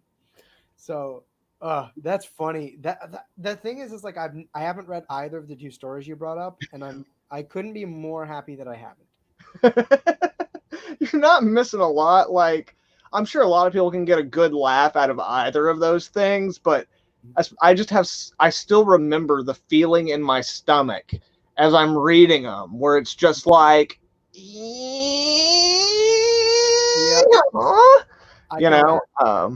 no. So I'm curious, and I'm sure the audience wants to know, while I run to the restroom real quick, what got you back into comics? Okay. What was the impetus behind that? And I'm gonna run to the restroom real quick. Right on, man. Well, yeah. So essentially, like I said, at that point, I kind of dropped out of comic books. And for a long time, I was out of it, but I would pop back in every now and then. Of course, at the time, there was stuff on YouTube, but not like it was today for comics. And I didn't really do chat rooms and stuff like that. So for me, it was mostly just like I would be in Barnes and Nobles or Hastings or something, and I'd see a graphic novel that looked cool, and I would either, buy it or just sit there as long as I could and read it. The thing that I hate that people do in my comic book store today, but yeah. So I popped in from time to time, and every time I would pop in, there was stuff that initially what I read, I was just like, no, none of this is for me, which is a shame, because now I've gone back and read stuff from that period and found that there was a lot of good stuff coming out. It just was not within my very narrow frame of what like comics I wanted to read at the time. So about maybe 5 years ago, first off, like the last thing was someone gave me Zero Year when New 52 came out, and I'd heard about New 52, knew that they were like starting it over and everything, and someone gave me Zero Year, and it was at the point where Bruce Wayne is fighting the Red Hoods, like dressed as one of them, and he drives the truck into the water, and he pops up and gives the finger to the bad guys, and I walked away from it. Now again, like I've reread all that stuff, and while I still don't like that moment in that book, like I really enjoy that run. But essentially what got me back into comics was I moved towns. I had been working on my filmmaking stuff for a while, and nothing was working out with it, so I moved to another town and moved in with a friend, and in the town the comic book store was hiring. They needed someone who kind of knew comics, and at that point, while I wasn't back in comics, I had began to realize how much comic book stuff there was on YouTube, and I was kind of looking for things that would give me a way back in. I knew I didn't really want New 52 necessarily, but I just kept looking for a door in. And then whenever I got the opportunity to work at a comic shop, it opened up the floodgates, because I could use all their back issues. I could use any of the books in the store. I now had access to Diamond, where if there was a quintessential book, I could read it. I could put it on the shelf, and things of that nature. And again, like I used a lot of YouTube videos like Comic Story and Comics Explained to figure out if a story or a era of stories is even something I really wanted to read. So yeah, like once I started working at the comic shop, it was my job then not only to know the current books that are coming out, but know what happened in the past. So I started deep diving, and like in that period, I read more comics than like I can even like freaking imagine. Like I read all of Grant Morrison's Batman run because I'd missed a bunch of that stuff. I read everything of Scott Snyder's run that had come out up until that point, and this was like right before DC. This was maybe a few months before DC Rebirth. Like came in at the end of like the DC Universe era, and only had a vague knowledge of everything that had been happening, and then had to go back and do all the legwork. And it was weird. Comics changed a lot in the time when I was out, but yet we're so much the same. Yeah. Yeah, that's pretty much how it goes. It's all very cyclical. Samoki Dude has a question for you. He wants to know, do you read indie titles? I do. And again, like I definitely do read indie titles. And again, when I first started working at my comic shop, some of the best titles I was reading and some of my favorites were stuff from like Daniel Warren Johnson, like his Extremity was coming out right around that time, and I absolutely loved that book. I find a lot of Scott Snyder's indie work I like a lot better than some of his DC work, if I'm being honest, especially his more recent stuff. And again, it's just he's creating his own world, and he can do exactly what he wants to do. He doesn't have to like work anything into this mold. He can just do it. Also, like I've really, really, really been enjoying. I can't wait for it to come back. Saga is an indie book that I really love. Yeah. And also Paper Girls was fantastic. So yeah, I unfortunately I'm not able to get quite as many indie books as I would honestly like. A lot of them I end up having to pick up in the trade because again, I live in kind of a smaller town in Texas. So at my comic shop, there's only so much stuff that the owners will allow me to order to put on the shelf when that's not really what people in our area are that interested in. Things like Paper Girls and Saga and stuff like that. I pitched those books so hard I was able to get enough of them selling that I could consistently bring them in. But unfortunately, there's a lot of great books that I haven't had a chance to read yet, just because I actually have to wait for myself to be able to like buy it for myself, not just for the store to put on the shelf. Yeah, there was something about that like 2 to 3 year period, like with Paper Girls and Snot Girl and Saga, that like man, Image just showed up. Yeah. That was like the period of time where I think Image really started embodying what Vertigo used to, Yep. and like going back, because that was around the time I was getting into comics, and I was all, for the most part, I was pretty much a dick about it. I was like, no, I only want to read big two. That's all that matters. And like now I'm kind of starting to lean more and more towards indie comics. Yeah. Um, no, Oki, I won't fault you because I was holding up a copy of The Wake. I was like, I won't fault you for not having read The Wake. Go read it though; it's really good. Right Book on. brings up Something is Killing the Children by Tynan, which is currently going. Awesome book. That's a great book. Yeah. That book's absolutely fantastic. And Yeah. the other thing is like with the indie books, I kind of tend to follow creators. It's like I really enjoy some books, but again, I'm on kind of a limited budget. But it's like, if Tinian's doing a book, I'm going to check it out. If like Jeff Lemire's got a new book coming out, I'm probably going to check it out. Yeah. There's this artist that I really like. His name's Blackie Shepherd, and he does like a couple of years ago, he did the Pumpkinhead book that was coming out. And then also there was like a Reanimator versus Vampirella or Vampira book that came out that he did, like kind of stuff for Dynamite and stuff like that. He mostly does a lot of horror books, and he's fantastic. I'll buy anything his name's on. So yeah, like, and I think that's really a good thing in terms of the big two also. Like if you always just follow creators that you like, I feel like no matter what that character might be, you're probably more inclined to enjoy it than just going after, Batman's not always going to be your Batman, Yeah. Yeah. Uh, As evident by Tom King's run. absolutely. Yeah. No, yeah, you make some really good points. And some Okie Dude, for those of you that might not have read these, all of these suggestions are really great book, and I can echo these recommendations for Criminal, Deadly Class, Gideon Yeah, Falls Saga, and Hellboy. I would also recommend, if you want to keep more modern, Wicked and Divine, Ascender and Descender. that's great. Um, what else did I pick up? Oh, obviously God Country. But Gideon Falls is honestly probably the best, one of the, if not the best, one of the best ongoing books of the last couple of years. Yeah, and definitely one of the better horror books of the last, like, on top tier stuff in terms of horror books coming out the last couple of years. It's not like the kind of like raw horror. It's just like it gets under your skin, and like the way it's just beautiful. Yeah, and he starts to move into like these other directions. And I know Taylor in the chat is a huge Rucka guy, so if you guys ever want to get any Rucka recommendations, leave them in the chat for Taylor because he'll definitely give you some great ones. Koala brings up Remender's Low. Remender is another good one to follow. And of course, we got our guy Comic Boom popping into the chat. Welcome, brother. Good to see you. What up, man? But yeah, so let's get into the next one because we just had you go with one of your picks. Yeah. What do I want to? Actually, you know what? This is a good segue, and this particular mention resulted in something really good, but for Marvel, it was to their immense detriment, and that was just generally Marvel's working environment because it sent seven of their best people over to start a new company that for a short period of time was tilting on the number one publisher with a quarter of the books, and that's Image.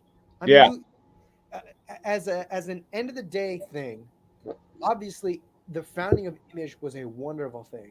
Image is currently producing some of the best comics out there on the market, but for Marvel, that was a huge detriment to them. And they put themselves in a position where somebody like Todd McFarlane will never work for Marvel Yeah. ever again, who is perhaps the most iconic Spider-Man artist of maybe almost ever. Some people might make that contention. Like he's definitely in like the top two or three, no matter who you are, who you're talking about it to. Like he's definitely up there with the best, like with the Ramadas and guys like that. Yeah, his stuff is awesome. And you know what? Like that's an environment that Marvel hasn't 100%, I don't think, ever totally bounced back from. Like this fear that they're going to build these giant creators and then those creators are going to bolt has kind of affected everything they've done since that. Yeah, I've heard so many terrible things about the Marvel bullpen, and I'm not like gratifying Disney, but pre-Disney, like mostly pre-Disney. Marvel very much needed like a sense of organization, from what I can understand. There was a lot of mistreatment of their creators, and it's very clear that they've not only, I mean, and DC is compliant to certain things like this too, but they sent seven of their highest selling creators to create their own company. And I know all of them at some point or another have gone back to the competition, but I mean, even if you want to look at it this way, specifically framing it as a sin of Marvel, Jim Lee will never work for Marvel again either. You Yeah. know, and like I said, I did want to kind of qualify the statement because overall, um, if you want to take this kind of Miltonian, John Milton approach, that this great sin has kind of spawned something positive along the line, but in the moment, it was a big shakeup for Marvel. And like Boom says here in the chat, it humbled Marvel greatly, and even honestly, kind of tangentially DC, because for a great majority of the 90s, they took DC's number two spot from them without Yeah. question. Well, not only that, when they did it, like Todd McFarlane made sure that DC knew, like, we're not working for you either. Mm-hmm. To his credit, Home Dude still holds out on that too. Like, he'll do like crossovers of like, Image characters can cross over with DC characters, but he has not done any work specifically for one of those two companies for one of their created characters. Mm. Yeah. Um, Yeah, and Taylor brings up a good point. Like early Image wasn't the best business wise, and honestly, content wise, they weren't the best either. But the point is yeah, is that like if you want to talk to me about early Image, I can't stand how 90s and how there's such a lack of actual content in the storytelling. But there's definitely something to be said for the pure money that was made off of those books. Uh, yeah, because of Marvel's sin. So, and like I said, at the end of the day, like, I'm glad they did it. I'm kind of glad Adam and Eve, decided to take a bite of the apple and get kicked out of, Eden, because we've gotten some great books out of Image since. Yeah.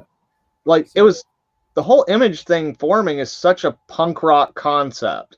Just like the idea that they said, screw you guys, we're starting our own thing. And much like the like early punk rock, it's like, it's not the cleanest, it's not the best music that's ever been made, but it had like an energy that struck a nerve at the moment and was able to use that to like build something that today has kind of become an institution, you yeah, know? Um, absolutely. it's a powerhouse. And it all goes back to those crappy Youngblood #1 and all that kind of stuff, Mhm. damn. Yeah, yeah, absolutely. And I will just close that out with your comment on it being punk, because Batman says punk is nothing but crime and murder and the rage of a beast. So Paul Baker, thank you for making this an eternal thing on the video on demand for this stream. Thank you. Uh, but yeah, man. Closing out that topic, man. I think we each probably have time to give like one more. Okay. Corey, what is your next great sin? Um all right, moving into the next one, although I should mention, because originally it was on my list, but I'm just going to use it as a comment on your thing, because it was born out of that, and that's Heroes Reborn, where then Marvel was so bad off after losing those guys, they had to call a bunch of them back in to do like books of their characters in a pocket universe. Mm-hmm. And it gave us some of the worst Rob Liefeld art we've ever seen of the Captain America with just like the huge Breast implant? barrel-y chest. Like, it was so bad. But I just wanted to throw that in there because that kind of is a ramification of what you said. Yeah, somebody had also thought it was one of the books that turned you off to comics. Oh, I think okay. it was either Koala or Paul Baker that put it in the chat a while ago. Okay. But Joe Joey came at us and says that we need to shut our mouths because Young Blood one was amazing. It had pouches and guns and guns and pouches. That it did, sir. But suspiciously not many feet. Yes, and Um, some pretty demented hands. so, like, if we're just doing one more each, oh man, that's rough. Sorry. You know what? Like, this is more relevant to now, and obviously there's tons of stuff on my list I could mention, like Spider-Man Clone Saga, One More Day. But I honestly think that one of the things that has also happened recently on the DC side of things that is a real problem, and I think like kind of showed their face to the public in a way that is not best for moving forward and growing as a company, and that is how DC totally freaked out over the Batman Damned #1 and then completely reshuffled their entire Black Label lineup. The entire one. Yeah. I've got my original copies still too over there. Yeah. I got mine signed. Oh, dope. Yeah, I do not have them signed. I've not had a chance to make it out, but like, Yeah, funny, quick little anecdote. When it was after the first issue came out, and the first two books had come out, and I Azzarello at the first New York Comic Con since the whole fiasco knew that people were obviously flipping the book and CGCing it to sell for ridiculous money. And I went up to Azzarello and actually started talking about his Batman arc Broken City, where he yeah. introduced Fat Boy and whatever the other character was, and talking to him about how much I loved it and about how much I enjoyed like what he was reaching for in the themes of Batman Damned. He was charging everybody $25. He turns over to his manager, because I think he was with Comic Sketch Art, and he goes, charge this guy $5 a piece instead. Right on. Yeah, because I was like, I kind of like was like, I'm actually a fan. Like, I'm not gonna sell these. Yeah. These are But just for me. continue. Yeah. Yeah, dude. Like, I will say that like like, I enjoy that book. And again, we know that it was highly edited, and we know that there's some stuff in there that Azzarello just kind of threw in there because he was like, oh, I can't do this, but I can do this. where he kind of took things a little bit further than he would have taken some things before, because for some reason that was okay when showing a silhouetted picture of Batman's non-erect phallus was a huge problem. And it also is unfortunate because that scene is not there for sensationalism and gratuitous nudity. There is actually an artistic reason for his nudity in that book, and it does tie into the more adult themes that the book is working with. Yeah. In the same way that in The Dark Knight Returns, Batman strips down naked and goes into the depths of the cave to like try to merge once again with the spirit of Batman or whatnot, you know? Like, there is an artistic, symbolic reason for it being there. And not only did they re-edit it and make him change his other works, but it fell down the entire Black Label line, where it really felt, from what they were talking about with a lot of these books, that there were going to be unique and special things where artists really could just run rampant and tell the stories they wanted to tell. And we're still getting some of that, for sure. Like, there have been some really solid things coming out on Black Label, but at the same time, now it's very murky because All-Star Superman is now put out under Black Label. And, like, other books that definitely don't, while they're beautiful books and they're timeless books, like, they don't belong in what that image of what, like, the Black Label was supposed to be.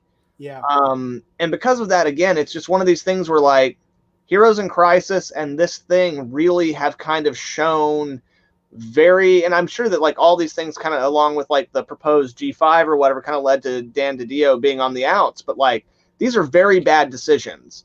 And a lot of the changes that were made to both of these concepts were made because we don't want people laughing at us. You know, Yeah. like The thing, and I've spoken about this on so many streams since, and I'll kind of start by coattailing off of your point there about the nudity being an element of the narrative. You know what I mean? It was a deliberate choice to exhibit the vulnerability of the character within the arc. And you can usually tell if something is gratuitous, and that was very clearly not. And that was very much a product of DC just having switched hands to AT&T, or being bought out by AT&T via Warner Brothers being bought out. And it was a damn shame because it's very clear that Black Label is not what it was originally intended to be now.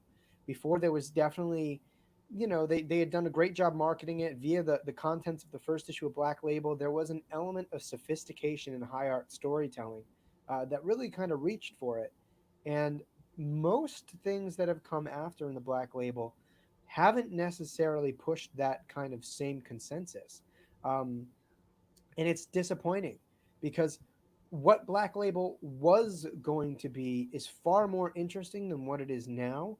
And I'll concede, like, I love, for the most part, at least in concept, the line of Joe Hill books. I think it's yes, something that comics need. yeah. Um, Basket Full of Heads is fun, you know. The Family Dollhouse is a great little horror book for sure. mhm. Yeah, and there's a great energy to that, but I still feel like that could have worked with the main Black Label still maintaining what it was. We've gotten a couple of golden books. I still think at the end of the day that Batman Damned was a strong story. The Current Question book with Lemire and Dennis Cowan, Dude, yeah. and the Joker Killer Smile by Mm-hmm. Lemire was also strong.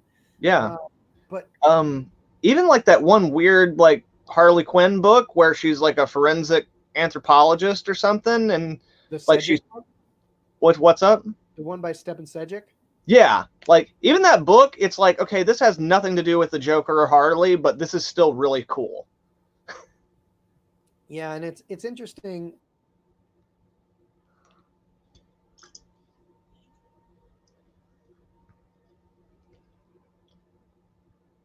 What up?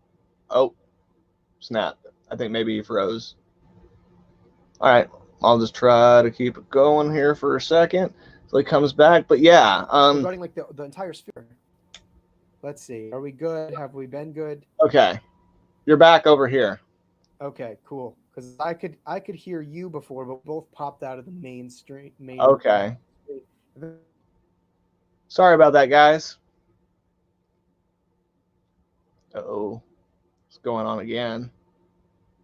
And it, well, guys. I don't know if y'all can hear us still, either of us. Anybody wants to let us know. Yeah. what happened from their perspective. Are we good? We good?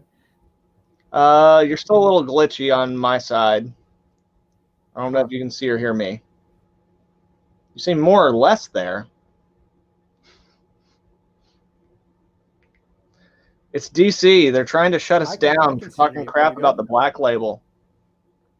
Oh boy. Snap. Let's see here. Let's try to do a thingy.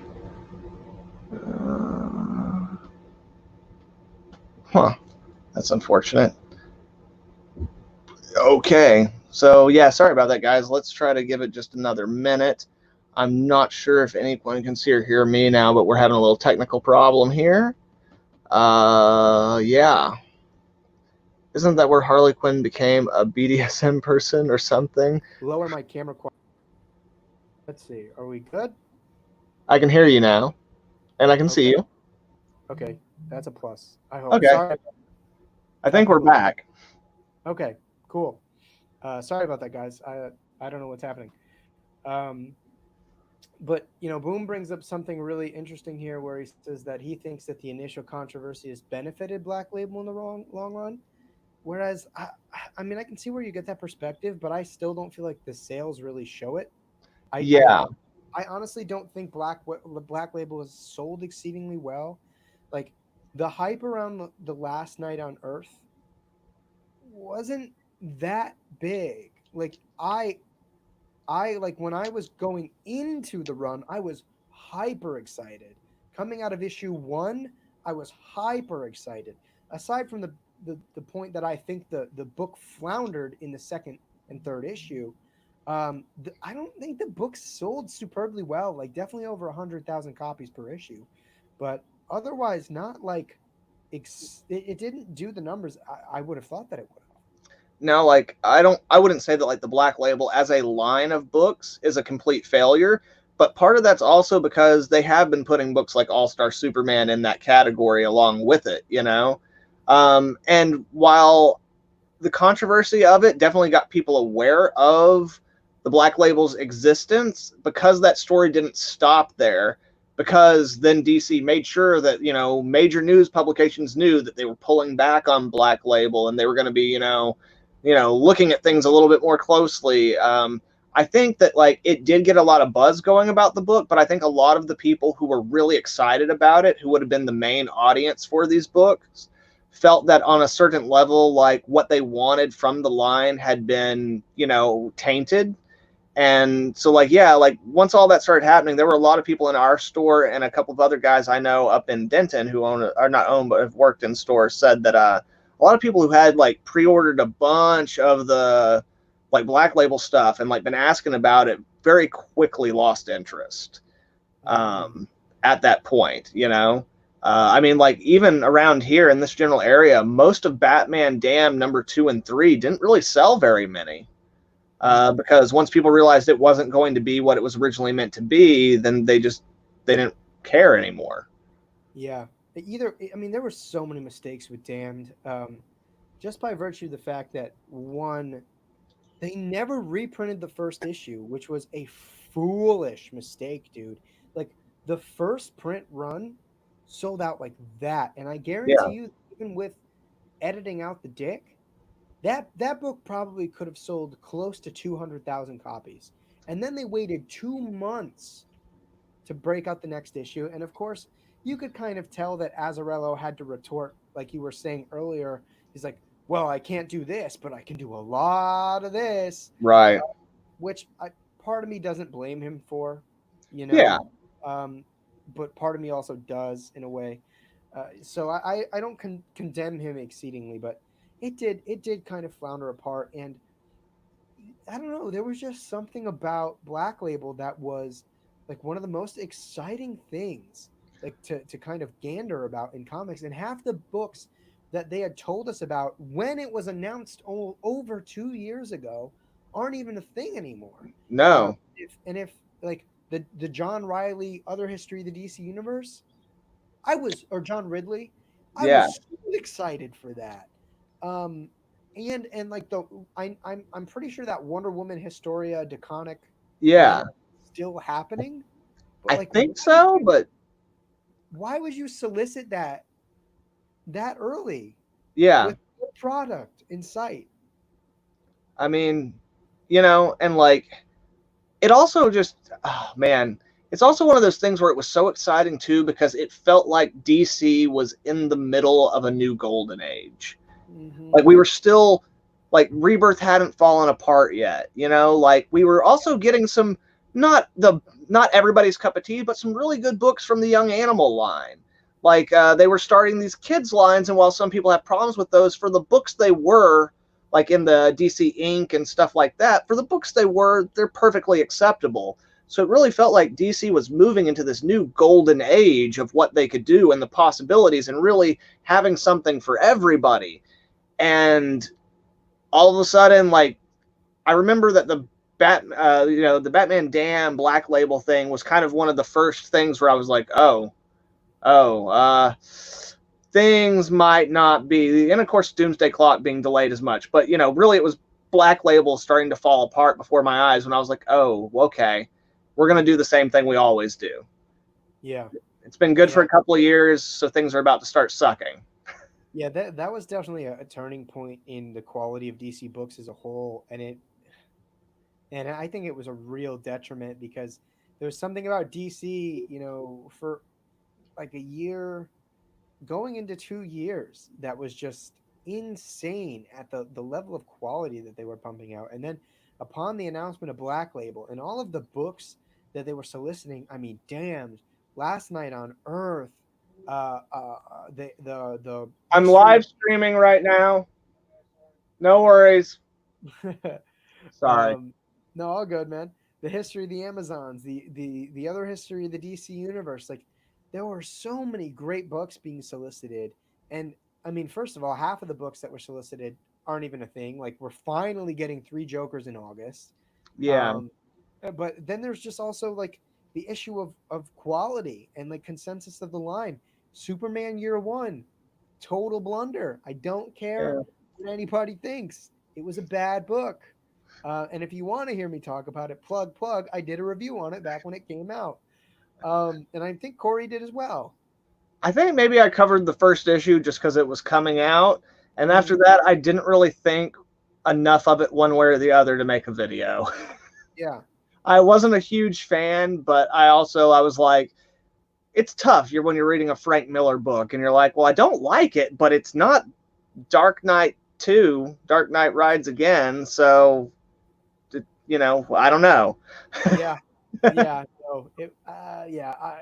It's not a favorite, but and even like Last Night on Earth, I know some people are fine with it. I hated the ending to that book with like a passion, because I thought that the first issue was like the best single issue I had read all year, and yeah, it just fell apart. So yeah, I agree with you, man. There's something about like Damned bleeding into Black Label and what that did to DC, and kind of what it did for the hype around Black Label, because ultimately, like, I mean, not even i- under your perspective as a retailer, but as a fan, like we want this stuff to do well. Yeah.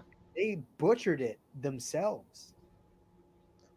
Yeah, it was really disappointing. And again, I think it was like, the first we were able to kid ourselves with Doomsday Clock getting stretched out, and we're like, they got a plan, it'll all fold in.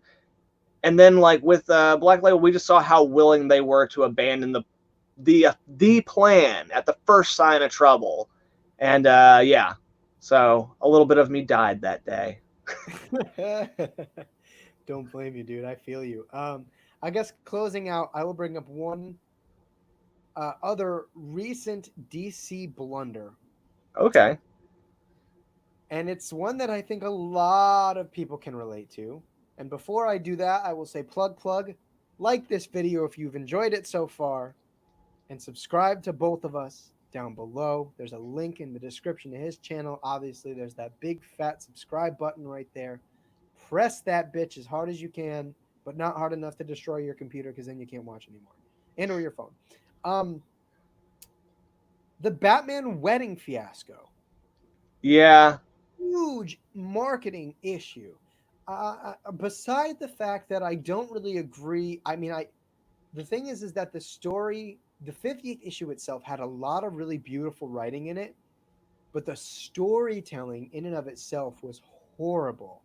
And obviously, I don't like the result, but even if we were going to roll with the result of that story, my God, was the marketing a complete and utter blunder?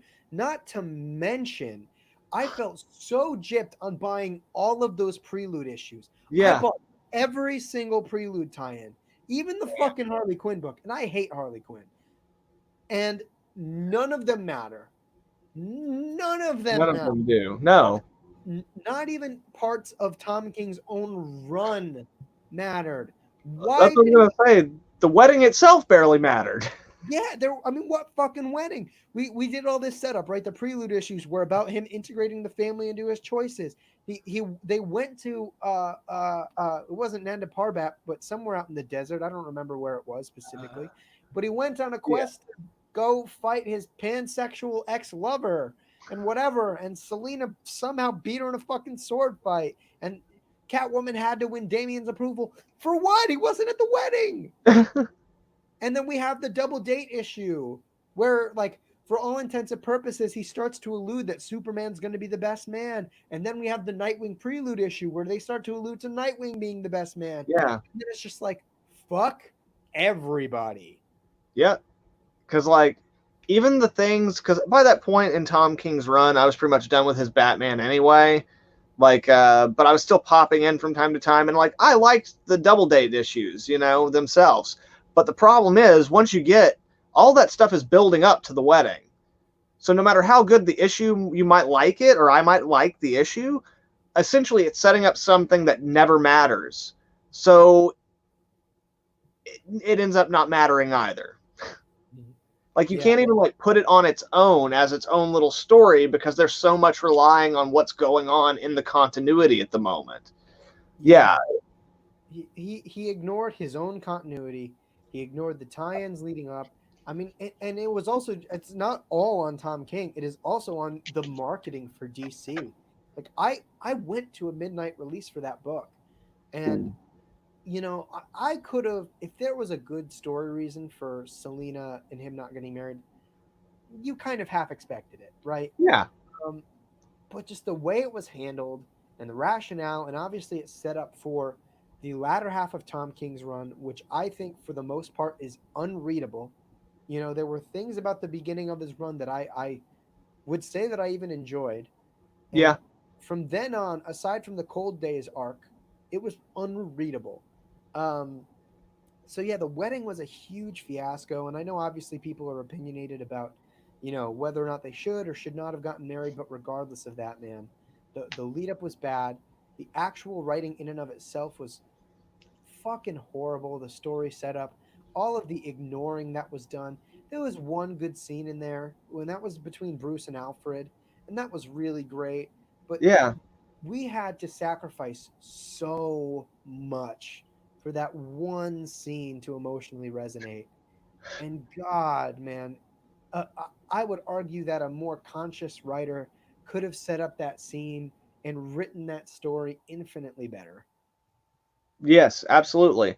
I mean, a lot of the run up to the wedding and the prelude of the wedding, like, a really competent writer could fit all that into like two slightly oversized issues. Hmm. Like all the actual storytelling, obviously not all the like business that they had to put in there to pad it out, because a lot of it, that's what it is. But if you actually put the information that's in there, like, yeah, like two 40, 60 page issues, Hmm. could easily do it. Yeah. We've seen it like with older X-Men wedding books, like the older X-Men wedding books, and like just the older wedding books in general, like Spider-Man got married, a bunch of them did it, and they're not the best books out there because inherently most of the time your wedding book is not going to be the best thing. It's there for like the emotional payoff for people who are invested in the characters. Right. So even at its core, the thing that most of those crappy wedding books do right, this book doesn't. Yeah. No, you're 100% right, because really they kind of, the wedding books in a way serve similar purposes to like anthology stories. They're Yeah. supposed to be really character driven and not plot driven. They pay off like some aspect of emotional or psychological relatability to the character. And that's where you can kind of acknowledge it and let it be what it is. But yeah, I mean, not only did Tom King just not execute, he ignored his own continuity or what he was setting up with the characters, which I think like there is like no greater sin than even ignoring your own continuity. There's something to ignore someone else's, and that's pretty horrible. But to go so far as to ignore your own setup, it's just man, that was a blistering issue. But yeah, I think that was a great one to close out, and I'm sure we could do many, many more. We'll have to set up a part two. I don't know, man. Maybe part two Yeah. on your channel, or if you want to come back here, we can always do it here. But we can talk about it post. Yeah, for sure, man. We'll see Uh, what's up. I'm down for another one for sure. Dude, this was a blast. I mean, clearly we've been talking for like 2 hours, so Yeah. this was a great time. And I do obviously want to thank everybody who also participated in the chat. You guys were great. If I could do one more ask of you, please share the video. Share this with somebody who you think might enjoy it. Share this with a group of people you think might enjoy it. That helps out big time, and it keeps videos like these going. It lets me know that this is the stuff that I should be doing that you guys are going to enjoy. But I do want to give a shout out to as many people as I possibly can that participated in the chat today. So prepare for long-winded things as I normally do. Big thank you to Tehillim29, Joe's Geek Show, Aggressively Relaxing, Paul Baker, Skip and Tosh, Sumoki Dude, Taylor Pector. I don't know if I said Joe's Geek Show, but I love you, buddy. Joe's Geek Show, Comic Boom, Koala One. Ba, ba, ba, ba, ba, ba, ba, ba. Let's see. Dun, dun, dun. Am I missing anybody? I'm trying really hard because it only lets me go back so far. Right. Um, I think I got most everybody that participated in the chat. Oh, Second Street Marvel as well.